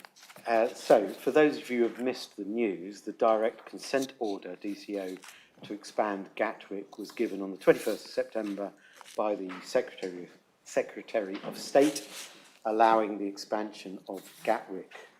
Members are reminded that we've been working with our neighbouring councils for several years to ensure we secure the best outcome for residents should permission be granted. In February 2025, members will recall that the Secretary of State indicated that she was minded to give permission subject to Gatwick Airport agreeing to a number of concessions which local councils have been lobbying hard for throughout the examination of the DCO. Officers are currently working through the details of the permission and will produce a note for all members. In the meantime, at a high level, I am pleased to report that in respect to concerns about noise, we have been successful in securing some significant concessions for our residents despite Gatwick Airport's resistance. We're also pleased to note that the Secretary of State agrees with us that the design of the new terminals must meet BREEAM excellent ratings, and finally we have been able to achieve some concessions in respect to transport and sustainable travel, which restricts growth subject to the provision of infrastructure and parking. Continuing the transport theme, the Executive Mayor of Croydon has contacted me and other leaders on the Brighton Main Line regarding the formation of, wait for it, the Brighton Main Line Upgrade and Croydon Area Remodelling Scheme, open bracket, CARS, close bracket, partnership, in which I've agreed to participate. Leaving aside its less than catchy name, and believe me, there's going to be a test after this meeting, this partnership will provide a strong and coordinated voice to make the case to Network Rail, the Department for Transport and HM Treasury for support and investment in the Brighton Main Line rail network. The Brighton Main Line is critical to the functioning of the South East, a region that contributes significantly to the UK economy. Upgrading it, especially in the light of the Gatwick decision, but also more widely to support housing growth and employment, is essential. And then finally, on the Strategic Mayoral Authority, following the government's approval of the plans for the creation of the Sussex and Brighton Strategic Mayoral Authority, the three principal councils are moving forward with the development and establishment of the new body. To aid them, they have created an informal strategic leadership board to help with this important work. The board will help shape the vision and mission on the mayoral authority, develop strategic policies and oversee the legal, financial and administrative processes for its development. The board has a mix of representatives from the public and private sector, including a representative from the district and boroughs in East Sussex and West Sussex. I'm very grateful to the leaders of West Sussex County Council, East Sussex County Council and Brighton City Council for inviting me to join the board as the representative for the district and borough councils in West Sussex. This is a huge honour which I have accepted. I'm happy to take questions. Ladies and gentlemen, any questions for Councillor Eggleston? And they are to be questions rather than statements, I'm told. Councillor Lucroft. Thank you, Chair. I'd just like to ask the leader, in the view of the decision of the government to move forward with Gatwick Airport's second runway, will he join me in condemning those who want to reinstitute fracking in the Balcombe area and its potential impact on the railway line because of its proximity to the Balcombe Tunnel? Thank you. Thank you, Councillor Lucroft. Don't take this wrong way, but I try not to use the language of condemnation these days, working very hard on my rhetoric and tone. But I think we as a council have always taken a position against fracking in the high-wheeled AONB. And I'm sure that policy will continue.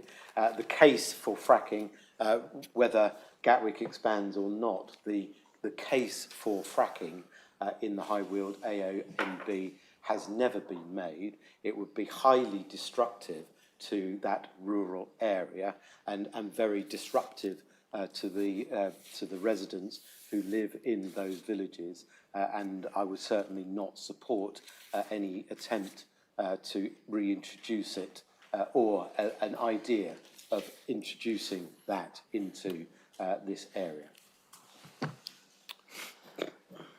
Thank you, Councillor Eggleston. As I have nobody else wishing to ask questions, can we move on to item 12 on the agenda, reports from our Cabinet members. Again, questions, please, afterwards, but we begin with our Deputy Leader, Councillor Hobbs. Thank you. I would like to spend some time today talking about two large projects delivered by this council's officers that are now in full flow. In Burgess Hill, I'm really pleased to report that the ARC Centre for Sport has enjoyed what we call a soft opening. Unfortunately, South East Water delays in installing the correct bore water supply to facilitate fire hydrants has caused us problems over the summer. The temporary arrangement has allowed the first part of the site to be handed over from the contractor to Places Leisure, who are managing the hiring arrangements under a leisure contract with them. I was pleased to drive past last week to see a school group making use of the 3G pitches. The play area and the pavilion are now open, and during the next couple of weeks, the natural turf pitches will transfer to us for management under the Green Spaces contract. Permanent site signage will be installed in the next few weeks, and we'll be organising a full launch event in the spring. However, next week in MIS, we will be inviting you, our councillors, to come and see this excellent facility, so please watch out for that. Secondly, this week our contractors start the delivery of new food waste bins and caddies to every household in mid-Sussex. Unless your household is already in the trial for 123, introducing this new concept is the largest change residents of our districts have had seen in their waste collection since the introduction of the blue wheelie bin many years ago. Do you still have that old blue tub? Certainly I do in my garden. As part of our communications campaign, we're using bin hangers, the Mid-Sussex Matters email communications, and social media messaging, including video and animation. 10 lucky residents will also find a golden ticket in their caddy, creating interest and engagement in the process, so watch out for that too, and the chance to win locally produced foods from across the county, and a bulk waste collection. This is about getting the message over to our residents that every week it's a food waste collection, every second week a blue bin collection, and every third week the black bin is collected. And I would encourage you to help residents with this. The schedule is on the council's website in a helpful app that allows you to enter your postcode and see your upcoming collections. This work is further underlined by communications from our customer service team, who have been telling residents about the rollout, reminding them on calls and answering their questions. This is a project that is multi-teamed across the council. We thank them all for their continued efforts to make the new service land perfectly. Changes start from week commencing Monday, the 3rd of November. Happy to take your questions. Thank you, Councillor Hobbs. I'd like to take this quickly as I can. I'm conscious of the time, but we have first Councillor de Bell. Your question. Thank you very much indeed. I'm pleased to hear the progress that you're making across the district with the various projects in hand. Perhaps you can advise us where we are with the East Grinstead multi-storey car park scheme, which was due to take a lot of car parking that currently takes place in the middle of town and throttles business. It's very, very important to us. So can you please tell us how soon that will be delivered and you know, whether it's going to be 2 high or 3 high or what? Thank you very much indeed.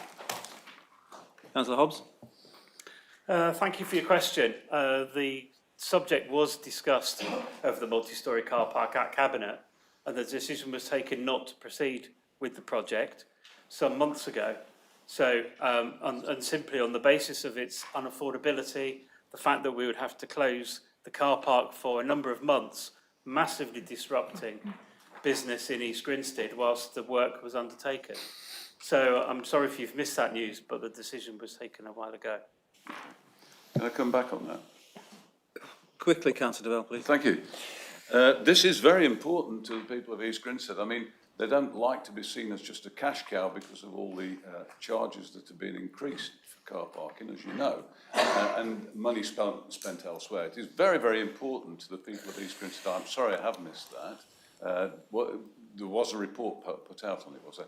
But I would strongly recommend that you revisit this because it is extremely important for East Grinstead residents. It needs to be there in order to take the car parking and the mess that's happening in the main shopping area, and it's actually strangling business in East Grinstead. So I would strongly recommend that the Cabinet revisit this, please. Thank you.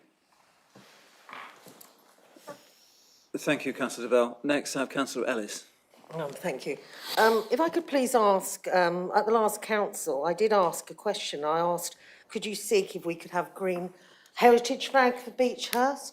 Obviously, after all the work I've done with obtaining one for Mustard Green and Britain's in Bloom, and unless I'm missing something, on issues on behalf of the last questions, there's no response on the email that's been sent out, questions from council. I just don't understand, or am I getting a separate response, or have I missed an email? I'm not quite sure. Thank you. Councillor Hobbs. Thank you for your question, and I'm sorry that the answer to your question was missed in the last distribution of answers, and I'll make sure that's followed up. Thank you. Could I just come back quickly? I would like it, because obviously you have a time scale on to enter these, and we're in end of September now, so if I could possibly find out as soon as possible. Thank you. Of course, no problem, and my apologies. Perhaps to save council time, if we miss this again, you could perhaps email us in the intervening period, and we can deal with things quicker rather than wait for a council meeting. I've only got that. Thank you. Councillor Whitaker next, please. Thank you, Chairman. Can I please ask the Cabinet member, given the recent letter sent in to officers from the 3 towns, East Grinstead, Hayward, Seath and Burgess Hill, can the Cabinet member please confirm that the 3 towns Mid-Sussex Marathon will definitely take place in 2026, please? Can you answer, Councillor Hobbs? Yes, thank you for the question, and I can confirm it definitely will. Thank you. Good. Short and sharp. Councillor Bates next. Thank you.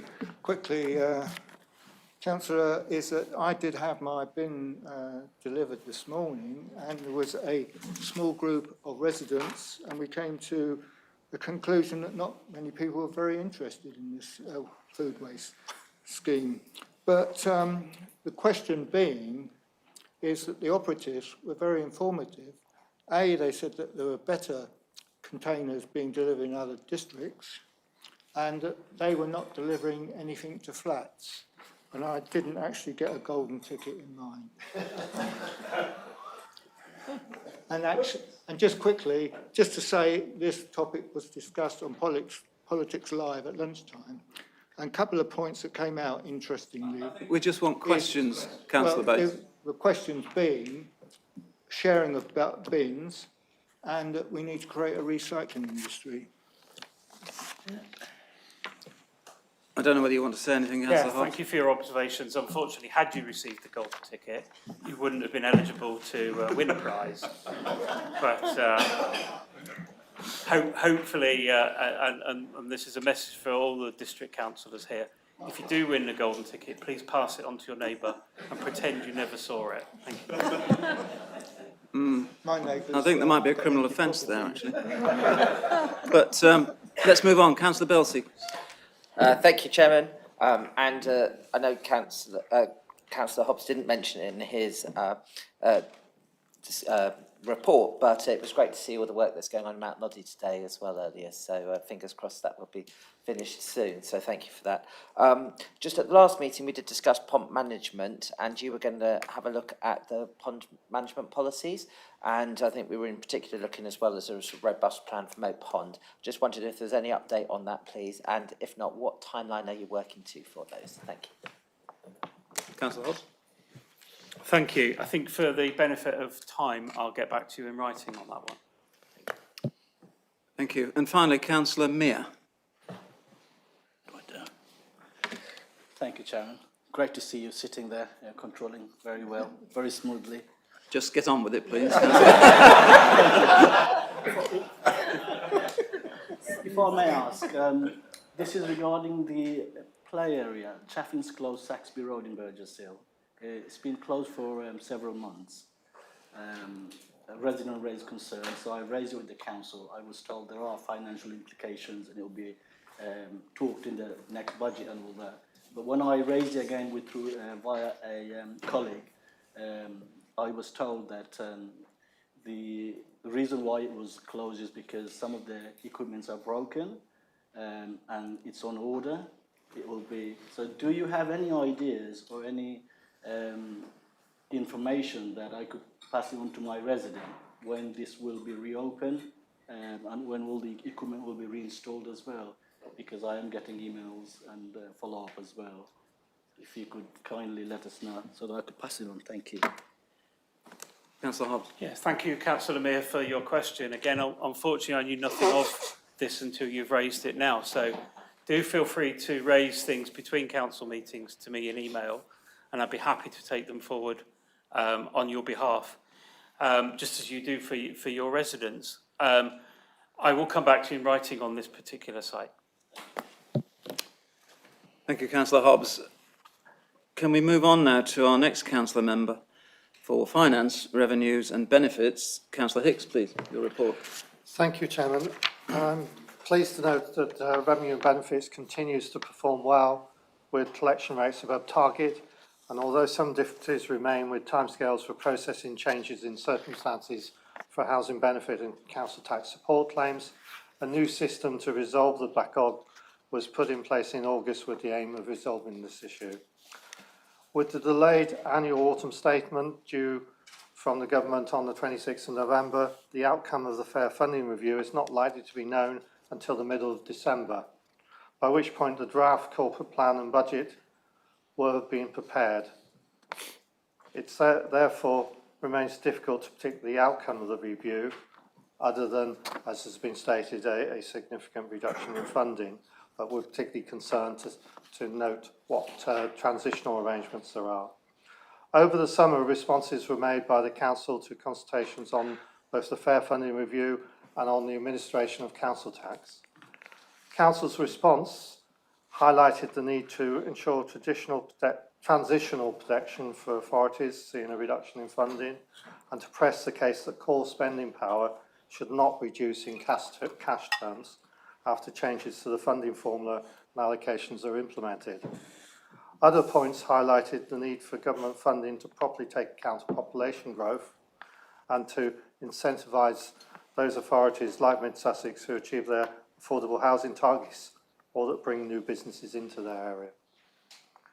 Improving the administration of council tax included a positive proposal to replace the outdated disregard for individuals who are severely mentally impaired, with one based more objectively on a severe and permanent impact on the brain's ability to function.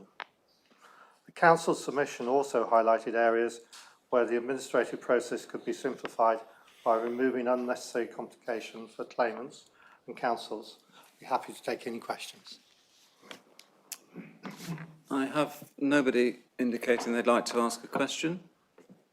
So we can move on to our next Cabinet Member for Communities and Communications. Councillor Cook, please. Thank you. Comms have focused over the summer on the 123 waste and recycling programme, local government reorganisation and the usual publicity for play days. We are hoping to get good media publicity on the golden ticket giveaway to support our 123 launch, which you've just heard about from its creator, Councillor Hobbs. We continue to grow our social media presence. Our top performing post this summer, for interest, with 4,556 impressions, was a Facebook post about food waste. Disabilities Facilities grants. £447,000 has been spent year to date, 32% of budget. This is following a typically slow August, expected to have picked up in September. There are a couple of licensing consultations going on regarding, first of all, a new street trading policy and a regular review of our gambling policy. These both end on 29th December if you wish to consider them. Also out for public consultation is our air quality strategy. This commenced last week and will be presented to Council in December. So that's obviously available online if anybody wants to check it out. You will hopefully have received the details of the air quality conference that I recently circulated. Mid Sussex hosts Sussex Air, the partnership of 15 local authorities in Sussex who have organised this with local politicians among the targeted audience. 13 grants were awarded, totalling approximately £55,000 at the June Cabinet meeting. A further £8,000 was awarded over the summer to towns and villages across the district to acknowledge VJ Day, from Morris dancers in Poynings to a 16-piece band in Warninglid, with lots of cream teas in between. These were great community events for young and old.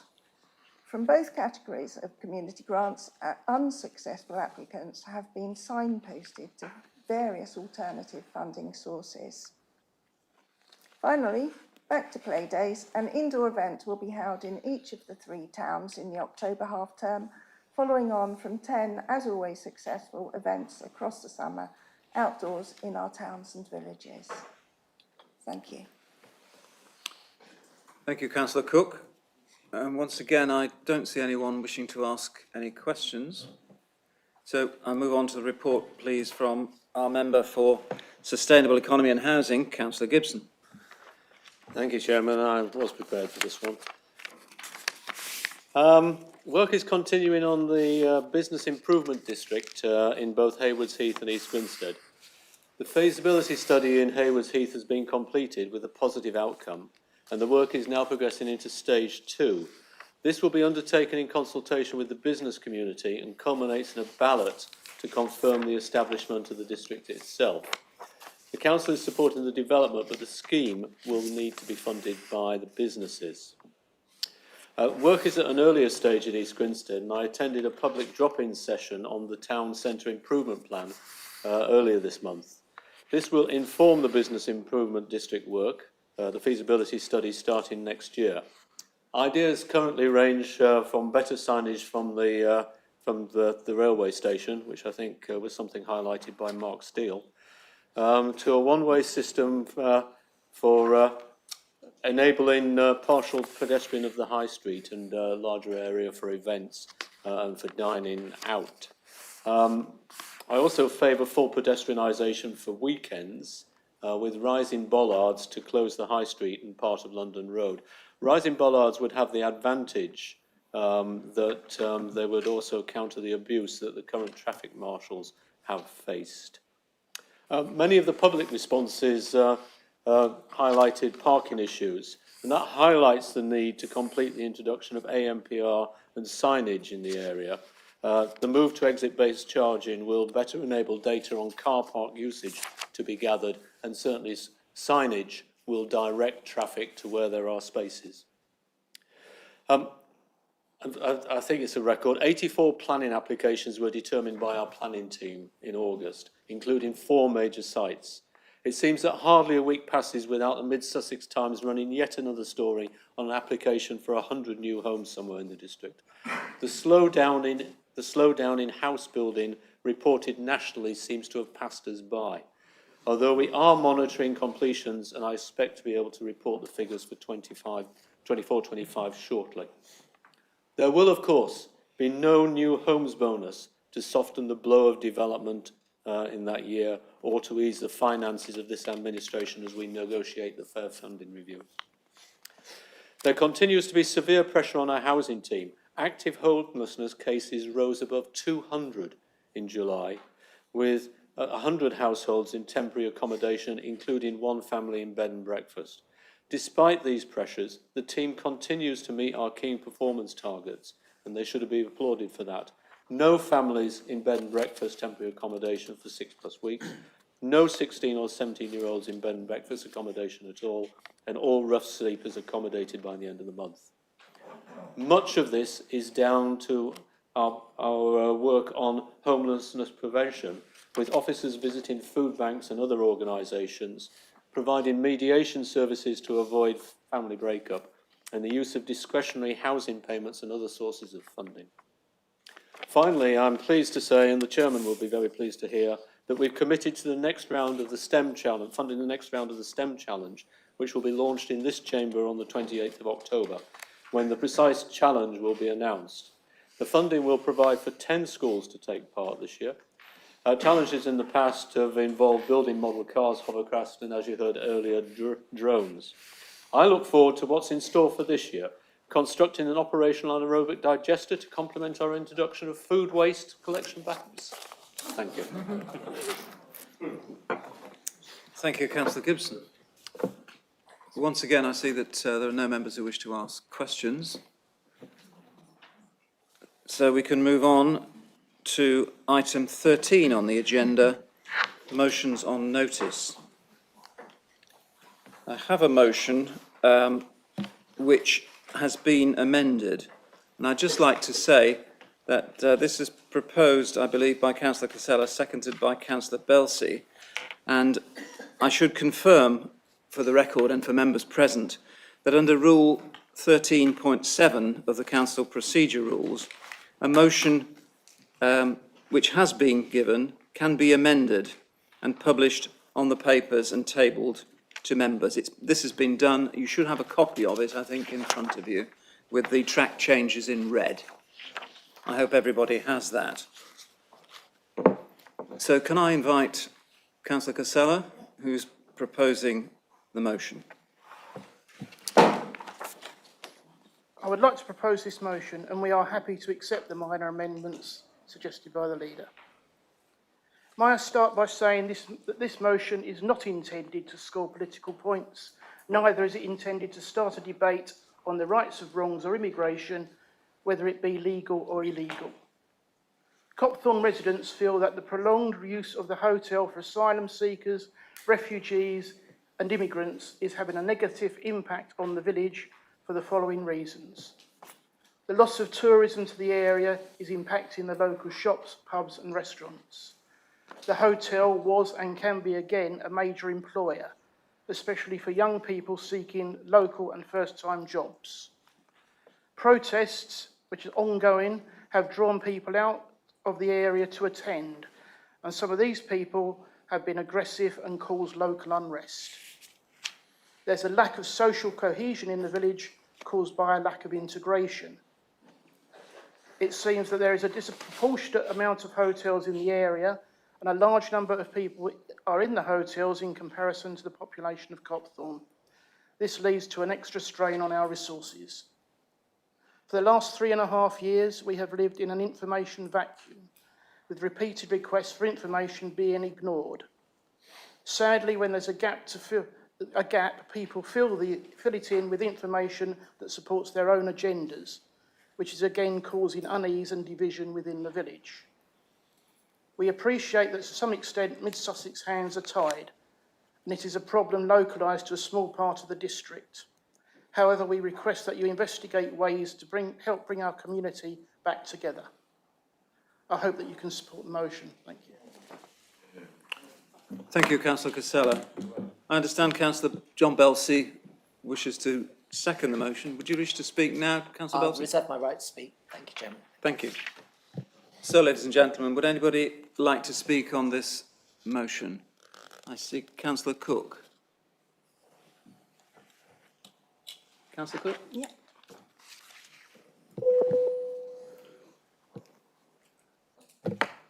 Thank you. I'm going to speak as the Cabinet Member for Communities, and as such I should like to thank council officers, the police, charities and organisations who support the council's work in this area, and everyone across Mid-Sussex for showing moral courage, leadership and compassion in this most sensitive of issues. I am pleased that this motion calls on this council to see what further support can be provided for all residents of Copthorne. We must all strive for this.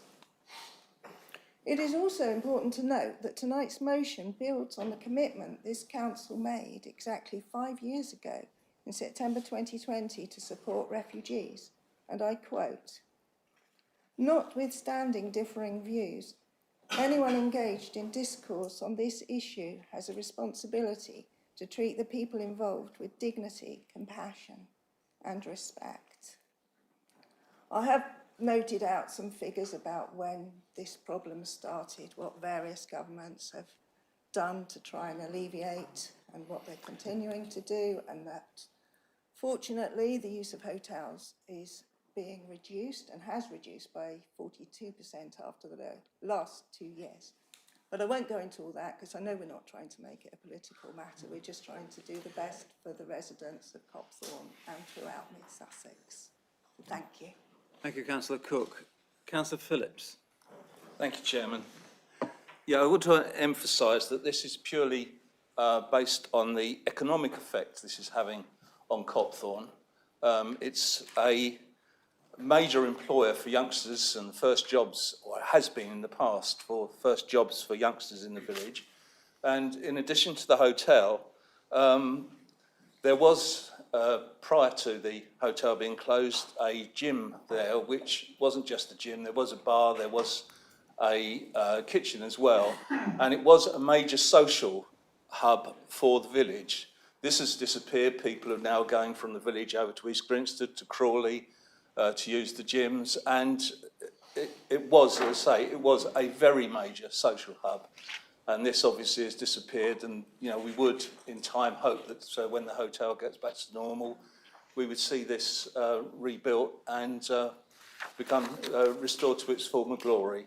As I say, it is about the economics of Copthorne. It has suffered because of it quite dramatically, as Councillor Casella said, the shops, the pubs. And, we do feel that there has been suggestions from a reliable source that they intend extending the period that the hotel will be used for this purpose. And, we are very concerned on behalf of the shops and the pubs in the area that this shouldn't continue for too much longer. Thank you. Thank you, Councillor Phillips. I have no one else wishing to speak, so can I revert to the seconder, Councillor Belsey? Do you want to make any observations? Thank you very much, Chairman. I'm pleased to second the motion this evening. I'm very pleased that we've been able to hear from the ward councillors, Councillor Casella, who's proposed the motion, and also just now from Councillor Phillips. It's very important that we are, through them, able to give our communities a voice over what we all can see or hear has been a very impactful matter within Copthorne, and as we know, is one that affects many other districts too. By bringing this motion forward, it's helped us understand the impact that the change of use of the hotel has had on the Copthorne community. I'm not sure we were all aware of that. And then through the briefings we've had from officers and also working with officers since bringing this motion forward, it's also helped us as councillors understand how to raise issues in an appropriate way, which I know we will be pushing out to our communities. And from my perspective, it's also given me a much better understanding of the type of support that's available from councils. So through raising this motion, I understand that one way we might be able to support in and around Copthorne might be through a community tensions assessment. So these are assessments undertaken by public bodies that help document heightened tensions or disputes that may arise in communities, and they can then be usefully used to inform decision making, support solutions to problems in the community, and also to help ensure we've got both the right resources to prevent escalation of issues, but really importantly help to seek to promote positive relationships within communities. It strikes me that'd be a very suitable way for the public bodies in our community to work together to help our wider Copthorne community. I'll just close by saying personally I wish all residents of Copthorne all the best in the months ahead, and I hope that this debate can encourage all relevant organisations to come together to ensure our communities feel supported. It will allow us to ensure that as a district council we're aware of the current positions and support available from public bodies, and that as a council we continue to act appropriately and responsibly on behalf of all our Mid-Sussex residents. As such, I'm very pleased to second the motion, and I hope our colleagues will be able to support this motion this evening. Thank you. Thank you, Councillor Belsey. Can I invite Councillor Casella as the proposer, whether you'd like to make any observations? No, I'm fine, thank you. Good, then in the usual way I ask our leader whether he would like to speak on the topic. Yes, thank you, Chairman. I'd like to thank the movers of the motion for accepting the two amendments from me and also commend them on the measured tone of the motion. I will vote for it. And of course, we and other public bodies should do all we can to provide support to all residents living in the Copthorne area, wherever they reside. Fear of crime, for example, or uncertainties around social cohesion are important issues, and for us and other public bodies to provide reassurance and support is important to ease those concerns. The events I've witnessed on the news in relation to the use of hotels and asylum do stir personal emotions. My maternal grandfather and grandmother started life in the Pale of Settlement, the Jewish ghettos established by the Russian Tsars. I'm alive today because the two families fled persecution, the pogroms, and economic deprivation for the East End of London. My last link to that history is my 99-year-old mother, who in her increasingly rare lucid moments only recognises me as her father, my granddad, Sam Goldberg. This is a family history I increasingly treasure, and it shapes my views of those seeking refuge in a still compassionate Britain. But I do equally understand the unease that some people may feel when they have to accommodate people that are strangers to them. Now, the end of the 19th century is a different world to today, but the problems, it seems, are the same, just bigger. We live in difficult times. There are 123 million displaced people in the world. That number has doubled from 10 years ago. It includes 43 million refugees. Unless the world changes, that number will only continue to grow. It puts Copthorne into perspective. But in saying this, I do not downplay the anxieties that are felt in that local area and our need to support communities. I merely context them against the scale of the global challenges we face and the need to face them with mercy, justice, and compassion. I am confident that in Mid-Sussex, where we have responsibilities, this is exactly what we will do. Thank you, Councillor Eggleston.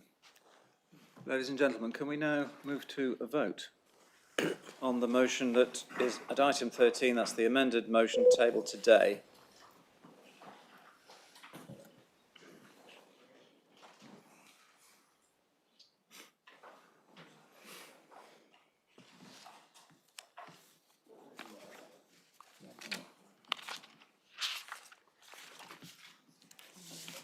I think we're short of just one vote at the moment.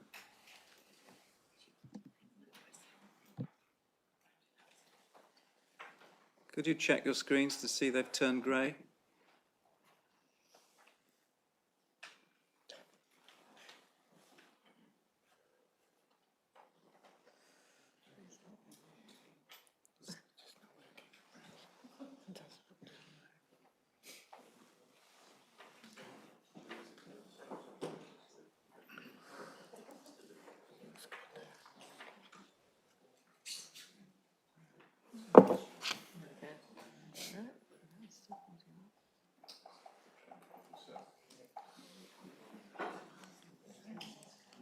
There we are. Thank you. The result is on the screen at the back. We have 41 votes in favour of the motion, no votes against, and 2 abstentions. So the motion as amended before the meeting today is carried. Thank you very much indeed. That brings us to the final item on the agenda, questions from members pursuant to Council Procedure 10.2, and there are none. So I can now close the meeting and I think congratulate everyone on the contributions that have been made, which I felt were very articulate, well argued and thoughtful. And we're finishing now at about 9:15, so I'd like to thank those people who restrained from contributing as well. Thank you very much indeed. We need to, as I mentioned earlier, we need to clear the chamber so that the members of Cabinet can get on with the business.